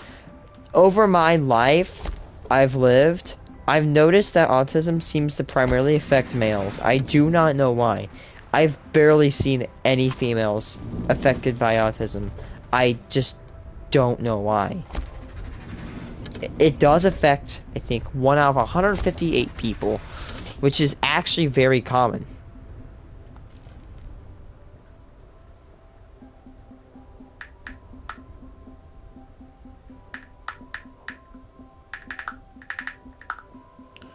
Let's see. Amount of research shows a higher rate of autistic type of problems in males compared to females. 4 to 1. So there's 4 autistic boys to 1 autistic girl. That's what I meant to say. They are rare. I don't know why.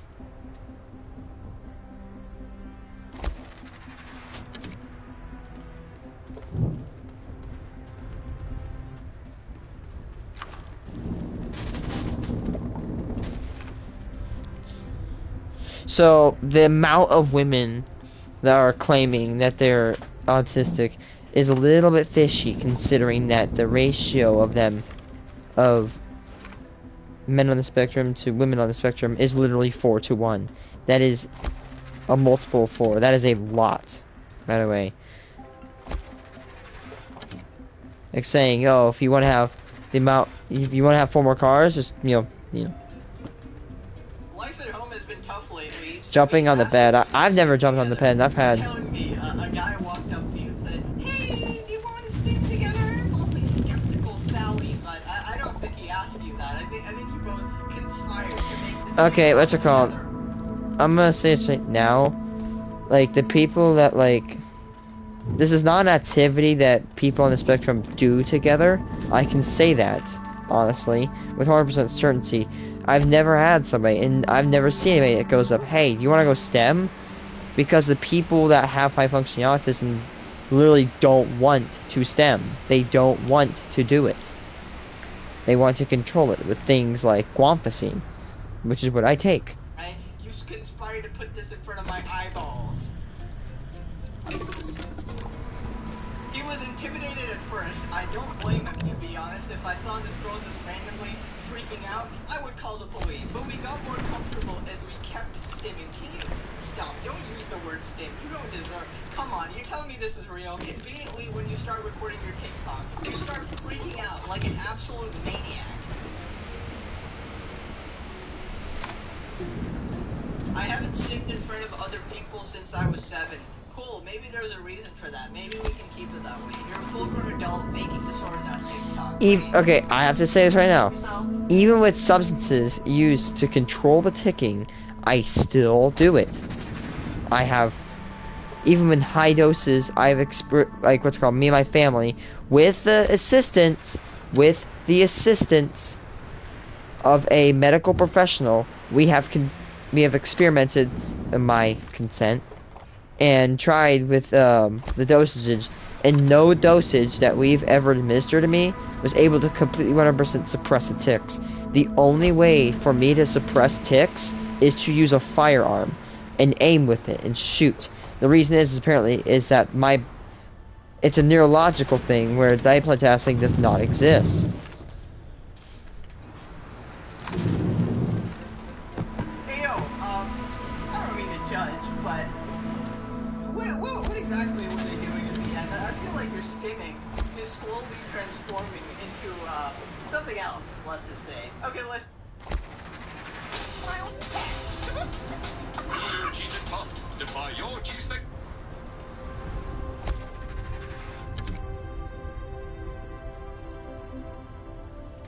Listen, I don't want to be that guy, you know, who clowns on our generation. I don't know why I said that. It'd be like 500 videos. But listen, I cannot imagine, like, listen, I'm part of this generation, right? Generation Z. The absolute innovators, the future of society, right? I just can't imagine myself doing this with anybody. Like, I swear to God, half of these people were diagnosed from TikTok. They watch other TikToks and they're like, hey, I jump on the bed too. I must have autism. That's just kind of how it works, you know? Okay, moving on to a classic, right? DID, dissociative identity disorder. Basically, is that a medical condition? Used to portray their characters as altered, right? This next one is plain embarrassing. They're faking DID again, except they start acting like children and Pokemon, and their handle is that lonely dark prince. So, yeah, gives you that sense of maturity, right? What's your name? Todd. How old are you? 8? Yeah. I love how the person recording fits the role so perfectly. They're talking as if they're talking to an insane person, which is pretty accurate considering they're faking their disorder. Don't mind me, guys. I'm just gonna turn into a Charmander and call my altar. Don't get too close. I might use Fire Blast. What's your gender? He's a boy. And your pronouns? He's him. And what's your role in the system? Oh yeah, that's really fascinating. This apparent 8-year-old who can barely pretend to be a Pokemon somehow has a complete understanding of DID and knows their role in their system as well. That's very interesting. I don't know about you guys, but the 8-year-olds I've encountered, they act a little bit different. It seems more like an adult pretending to be an 8-year-old. What's your avatar nation? I still have the job. Yeah, you are. And who's that? Who are you holding? Oh. Who are they?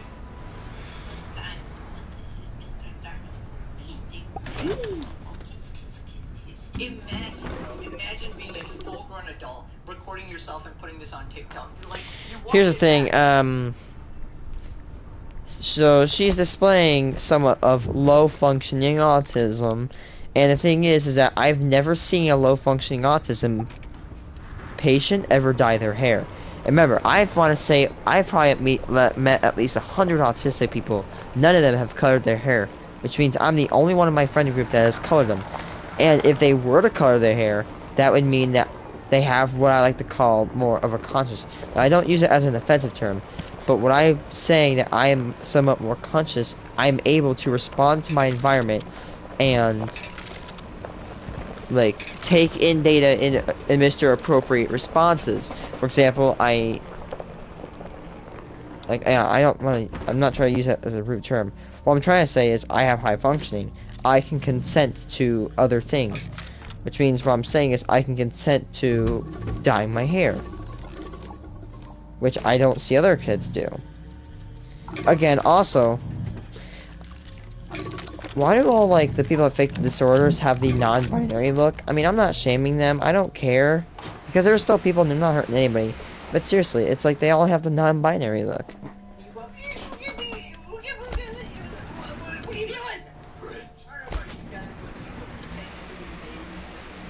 you doing? Like even when those TikTok girls were doing it like unironically to attract like older men or whatever, that pissed me off then.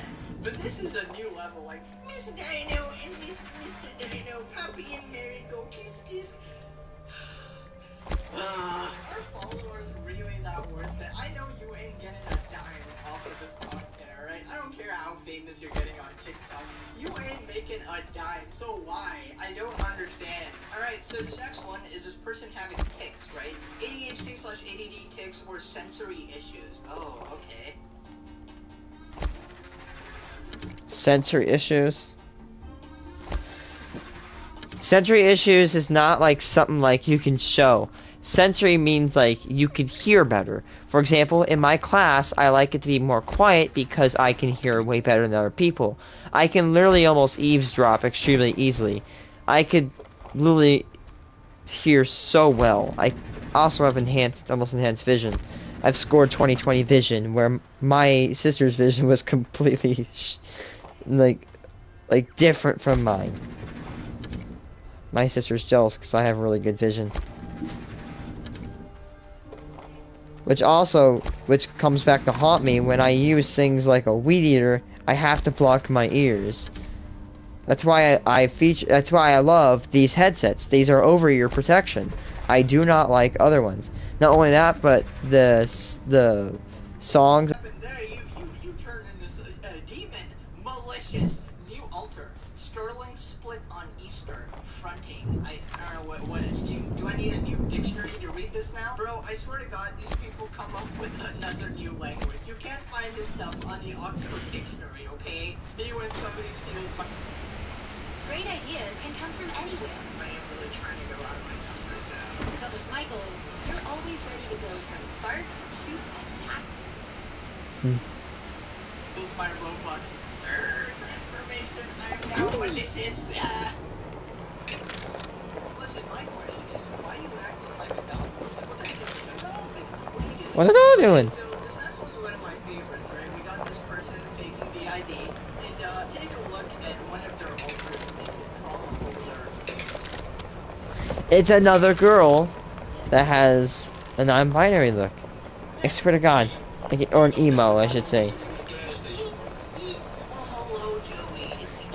I swear to God. Is that how you act all day, every day? Is that how you do it? Bro, the only trauma I got is from this damn TikTok. What do you feeding our population? You know, I always wonder, why did Gen Z turn out like this, right? Why did it turn out so bad? And I feel like there's a lack of good role models. Because if Joey Trauma Holder is your role model, I mean, of course you're gonna turn out busted in the head. You just changed your hair and clothes. This is not DID. Absolute moron. What the heck is even up with Vivi? Are you wearing a mop on your head? Stop. Okay, so this next one is probably the worst one of them all, but it may be fake, right? You guys can tell me in the comments, but my God, this was hard to sit through. Guys, please stop hating on me. It's so sad. And I've got a cancerous brain tumor. And I think I'm gonna die soon. Please. Please stop. Yeah, you definitely got some form of cancer. I mean, how is anyone gonna believe you when your account name is @TixFidget? You created this account for the sole purpose of being this absolute cancerous individual. Yeah, okay, I'm gonna say this right now. When you name your thing after, like, your disability, there's a... Like, for example, like... like, you know, I'm not talking about like actual legitimate like autism things or Alzheimer's or any mental disability things like these TikToks like they're doing. You're definitely faking them. Yeah, look, yeah, can you imagine if I name myself Autistic Dude? That just means I'm completely going into the character. Honestly, F in the chat for the stress ball, though. Jesus, you fumbled that. I mean, that's one of my favorites, right? We got this person pretending to have DID, and it basically tastes like a chocolate or a dessert four times. They taste the same person tastes it 4 times, and they pretend it's like a different ultra, and they're like, oh yeah, I like this, but then my ultra hates this. Yeah, that's the perfect way of proving you have DID. So we're the same system, and we are going to be doing a round robin where we try food that none of us have tried before and see how it tastes different. So we've had mochi before, but we've never had strawberry frozen mochi, so we'll try this. I don't like the texture on the outside though. It's like strawberry, so it's delicious. This one's sweet, but decoration is good, so I like it. I love strawberry stuff, so this is really good. Oh, it's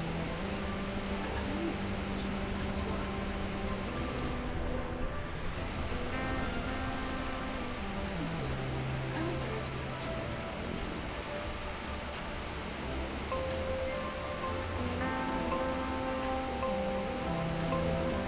Is it like a mandatory requirement that if you're faking DID, you have to have a baby alter? Like, all of them. Without fail. Like, what are you trying to do? I love the absolute minimal effort they put in. Not even trying to change the personality whatsoever. Yeah, there's They like just change the name of the topic. Ate the sweet again and again and again. We were all pretty similar on this one. I guess most of us like mochi. No, you like mochi. Shut up.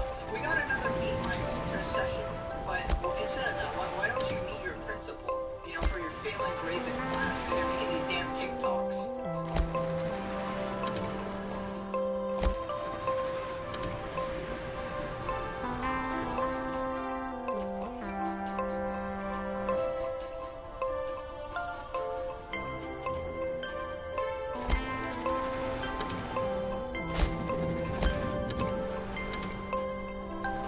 You know who's my favorite? It's gotta be Axel the Crackhead, because it really sums you up.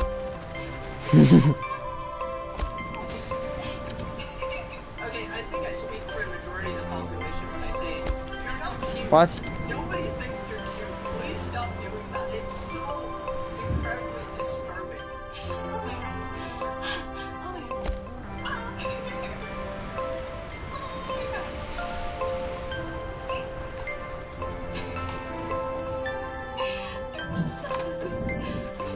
Honestly, what the heck are you even excited for? Because Dad's not coming back. My sister and her friends have been faking Tourette's for the last 20 minutes watching Miraculous. Oh shit, it's a plague. Okay, why would you want to fake ticks? As a dude that has ticks, you know what? I have gotten ticks so bad, I've wanted to buy a gas mask because of pollen. Pollen-induced ticks suck because when fall happens and spring happens, I tick so bad that I almost have to up my dose of guanfacine. It is so awful, man. That's why I almost hate spring, because I tick so much and it's uncontrollable.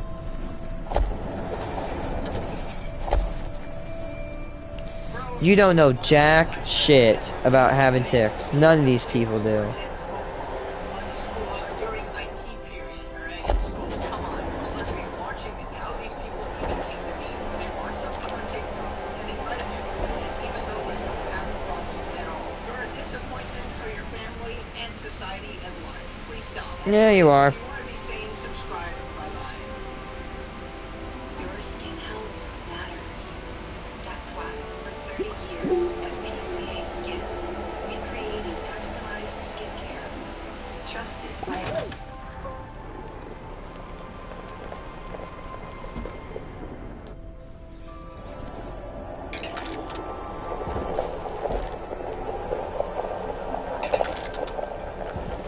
Alright, ladies and gentlemen, welcome Oh no. My favorite account ever. It makes me feel pain, but it also gives me a laugh. The perfect balance, you know? Make sure to smash like and subscribe if you do enjoy these videos. I've also made like 10 of these videos before, so if you haven't seen those, go check those out as well. And yeah, without further ado, let's begin. Okay, here we have a Gen Z individual who seems particularly upset because Among Us literally promotes gaslighting. If you're the one person that What's doesn't that? know what Among Us is, it's a game where you kind of have to lie to each other. And that's pretty much all that it is. It's a game, and the whole point of the game is that if you're the imposter, you're supposed to lie to other people and kill all your friends. That's pretty much the premise for the game, so I don't know why this person is crying over it. Here we got just a classic, both of my brothers are dead ratio. You know, these ones I never really understand because why would you announce to TikTok that both of your brothers are dead? You know they don't care. And it's Jason Brown 937 proof that they really don't care. Here we have a girl who says, I got pregnant at 16, but at least I got to skip 10 plus periods. Yes, that seems like the perfect trade-off, you know, significantly impact the rest of your life. Because, you know, I want to skip a few periods. Honestly, I don't know if I should give you props, so at least you're seeing like the bright side of a situation, I guess. But also, why are you going around freaking at 16? Come on, this person says, why is it so normalized to stop drinking when pregnant? Is it not wanting your baby? I don't know. Why shouldn't you shoot? Why shouldn't you not shoot yourself in the face with a shotgun? I don't know.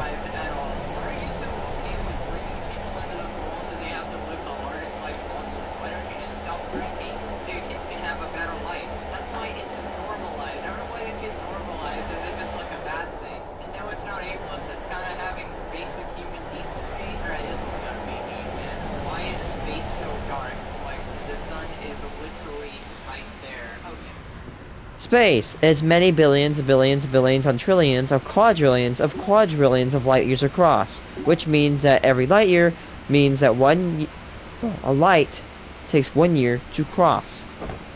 Did you know that if the sun were to just vanish, or the sun exploded, it would take us 8 minutes to know?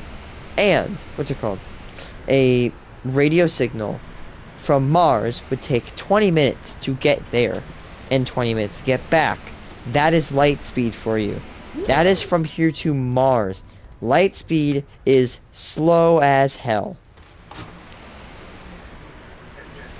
Somebody edited this on top of her, right? Come on. Today I learned that nighttime is just the sun sleeping. Okay, here we got an article saying it's peanut butter jelly time.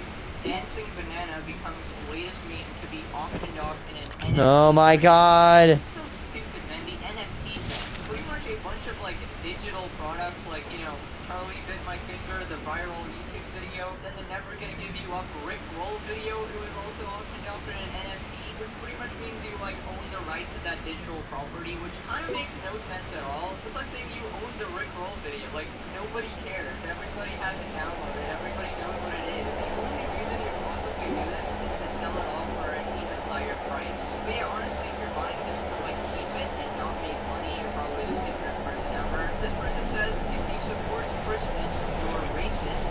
What?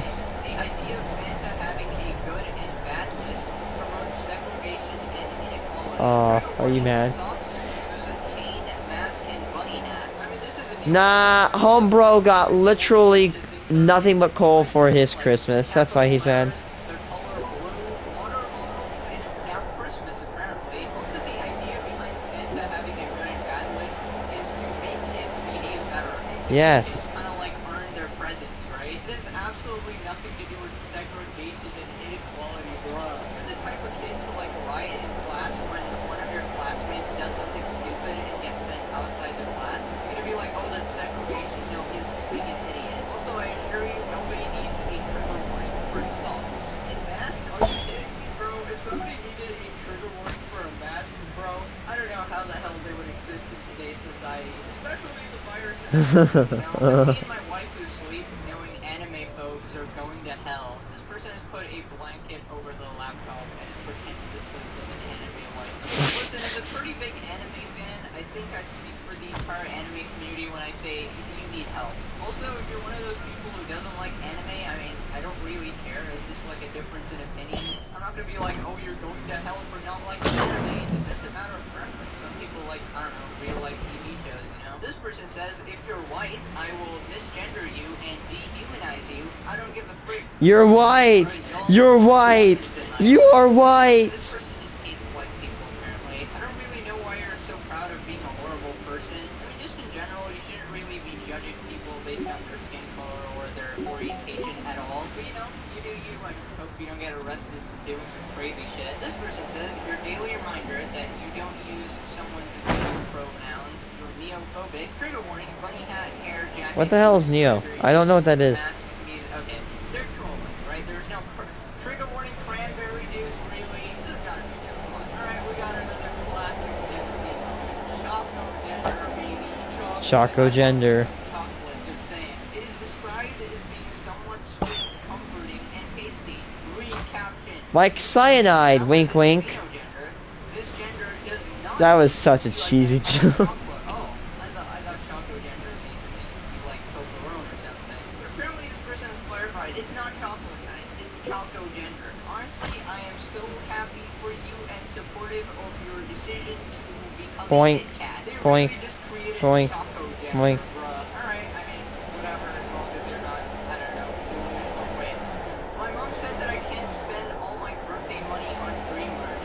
It's literally only because of Dream. Dream gender. Yes. Guys, I love chemistry. I'm chemistry sexual. I can't. I'm dead at this point. I'm just the husk of a man that once existed in a parallel universe of existence. Ah, crap. I need to get to bed soon. Honestly. I'm just rambling off. Ooh, crap.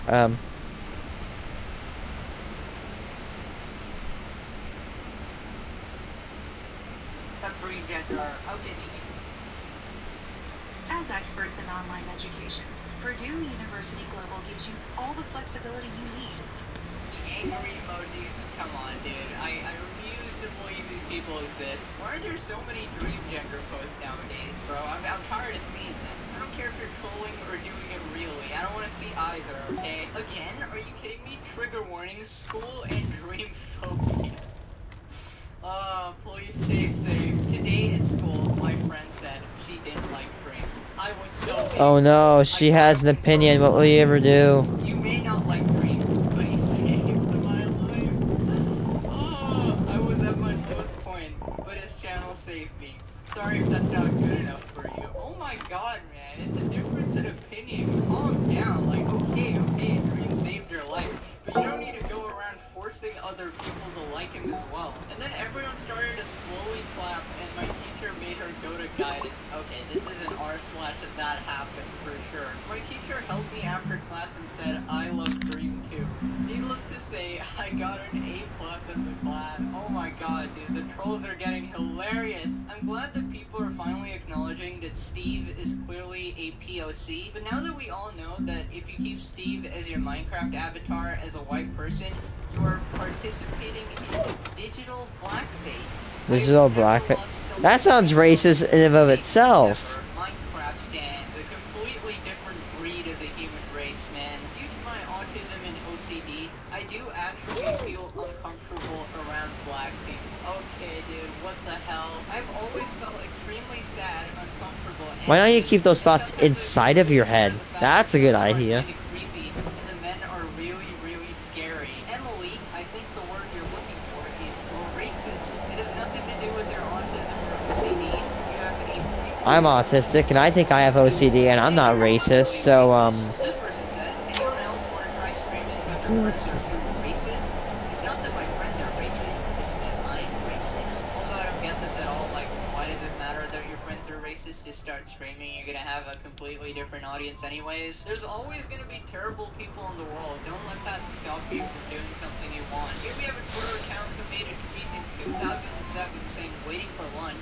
And this person responds saying, this tweet was made when I was 1 day old. What the hell? You're a child, delete this app. Yeah, honestly, I can't wrap my head around the fact that people are born in 2007 now, man. That's just completely nuts to me, man. Time is an interesting concept. Charlie D'Amelio says, kiss me, I'm Irish. And she's got Merc saying, kiss me, I'm Irish.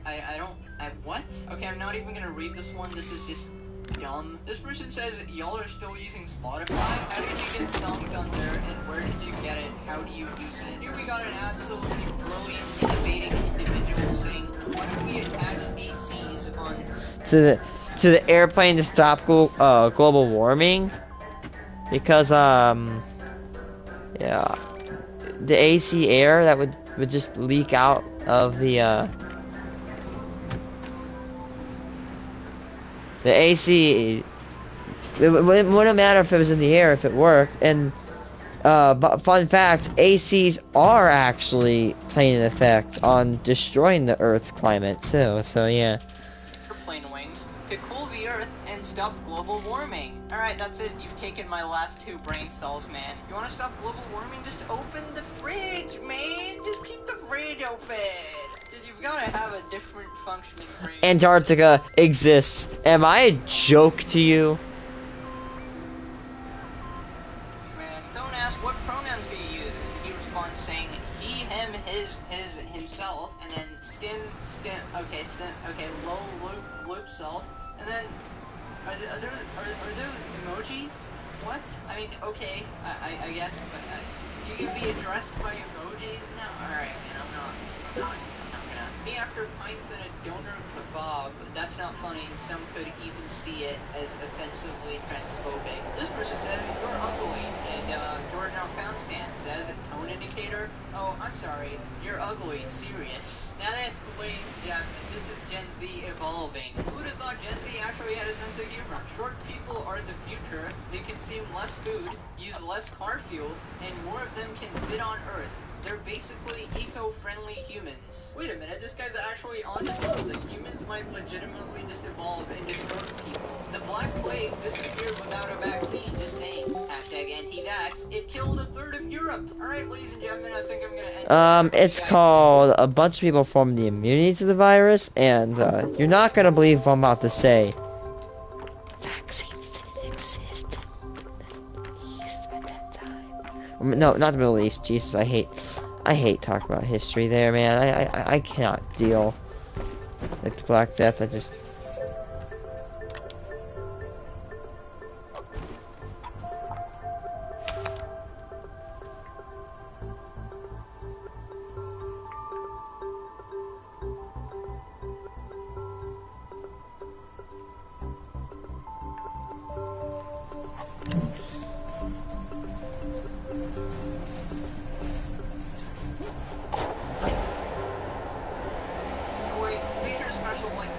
I wonder where my RTG went.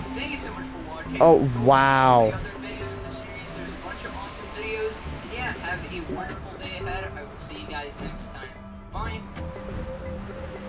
Starbucks is cooking today. Rodriguez. He's in there cooking like a mother. I put that on everything. Oh, never mind.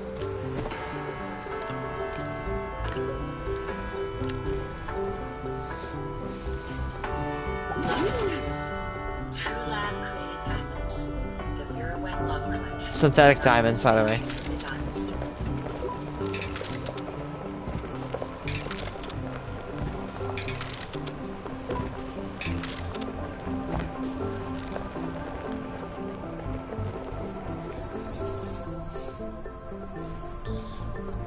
McDonald's worker gets revenge.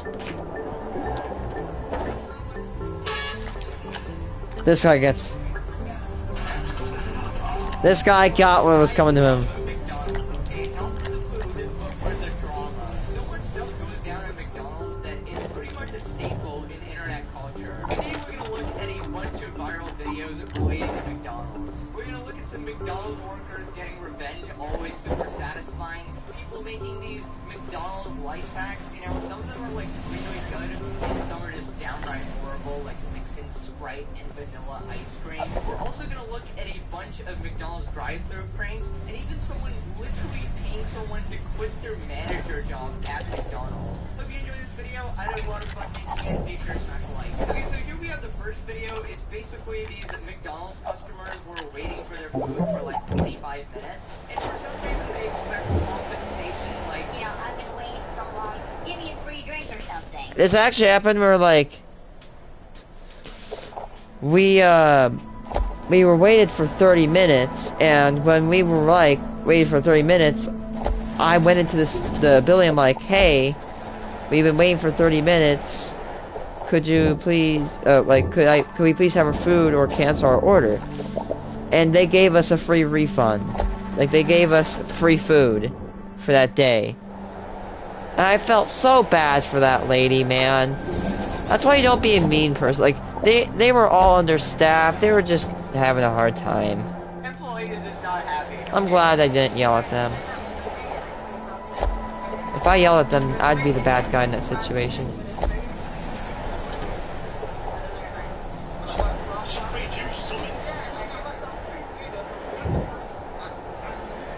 Okay, but honestly, like, what do they expect? He's just gonna pull out 5 extra nuggets from his pocket or something, just take it out of his salary? Calm down, you know, 25 minutes ain't that bad.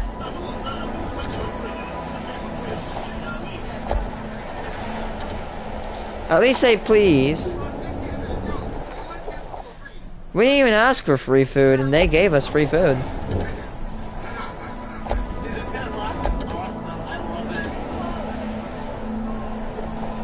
don't even know if it's cold when it cuts the bag. Now you're Zoom in on his face. What is he doing? Dude, how incredibly entitled can you just stop? They really just don't get paid enough, I swear to God. I don't know. You came back and It actually 100% deserved. Like, nobody needs to deal with that. You wasted another 25 minutes, okay?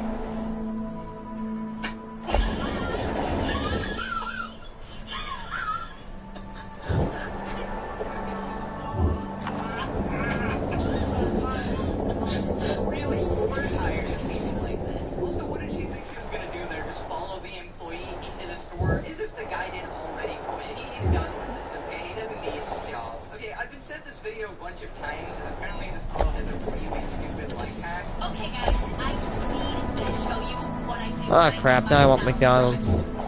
Okay, so simply take your fries, dump into the bag. Now take your sauce of choice. Oh, hell nah. I hate to get all my hands messy. I'm really picky and getting my hands messy.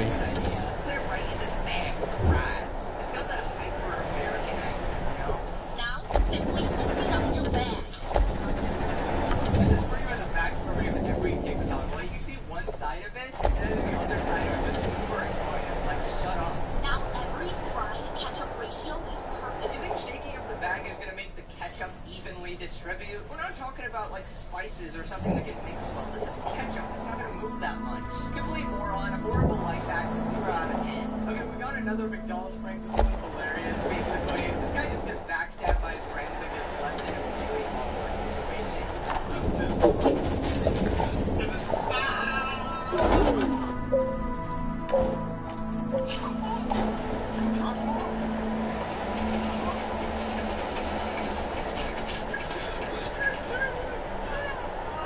I would literally die inside the actual awkwardness of that situation. Okay, so in any kind of like fast food ordering situation, we always got this one class of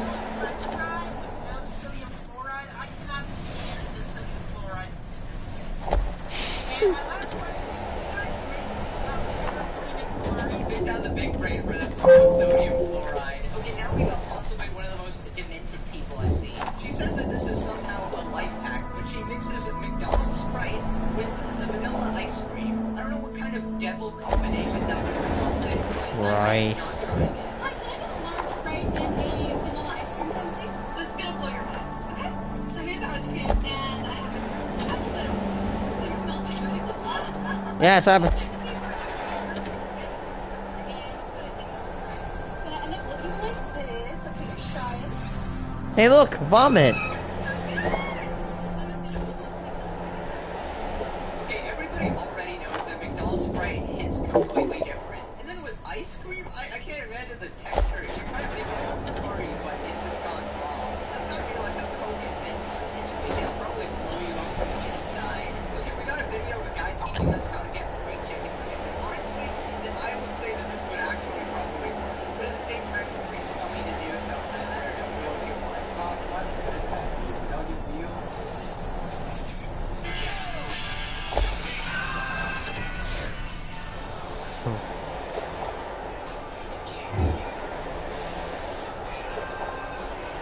Boneless wings for just $1 with any burger, only at Applebee's.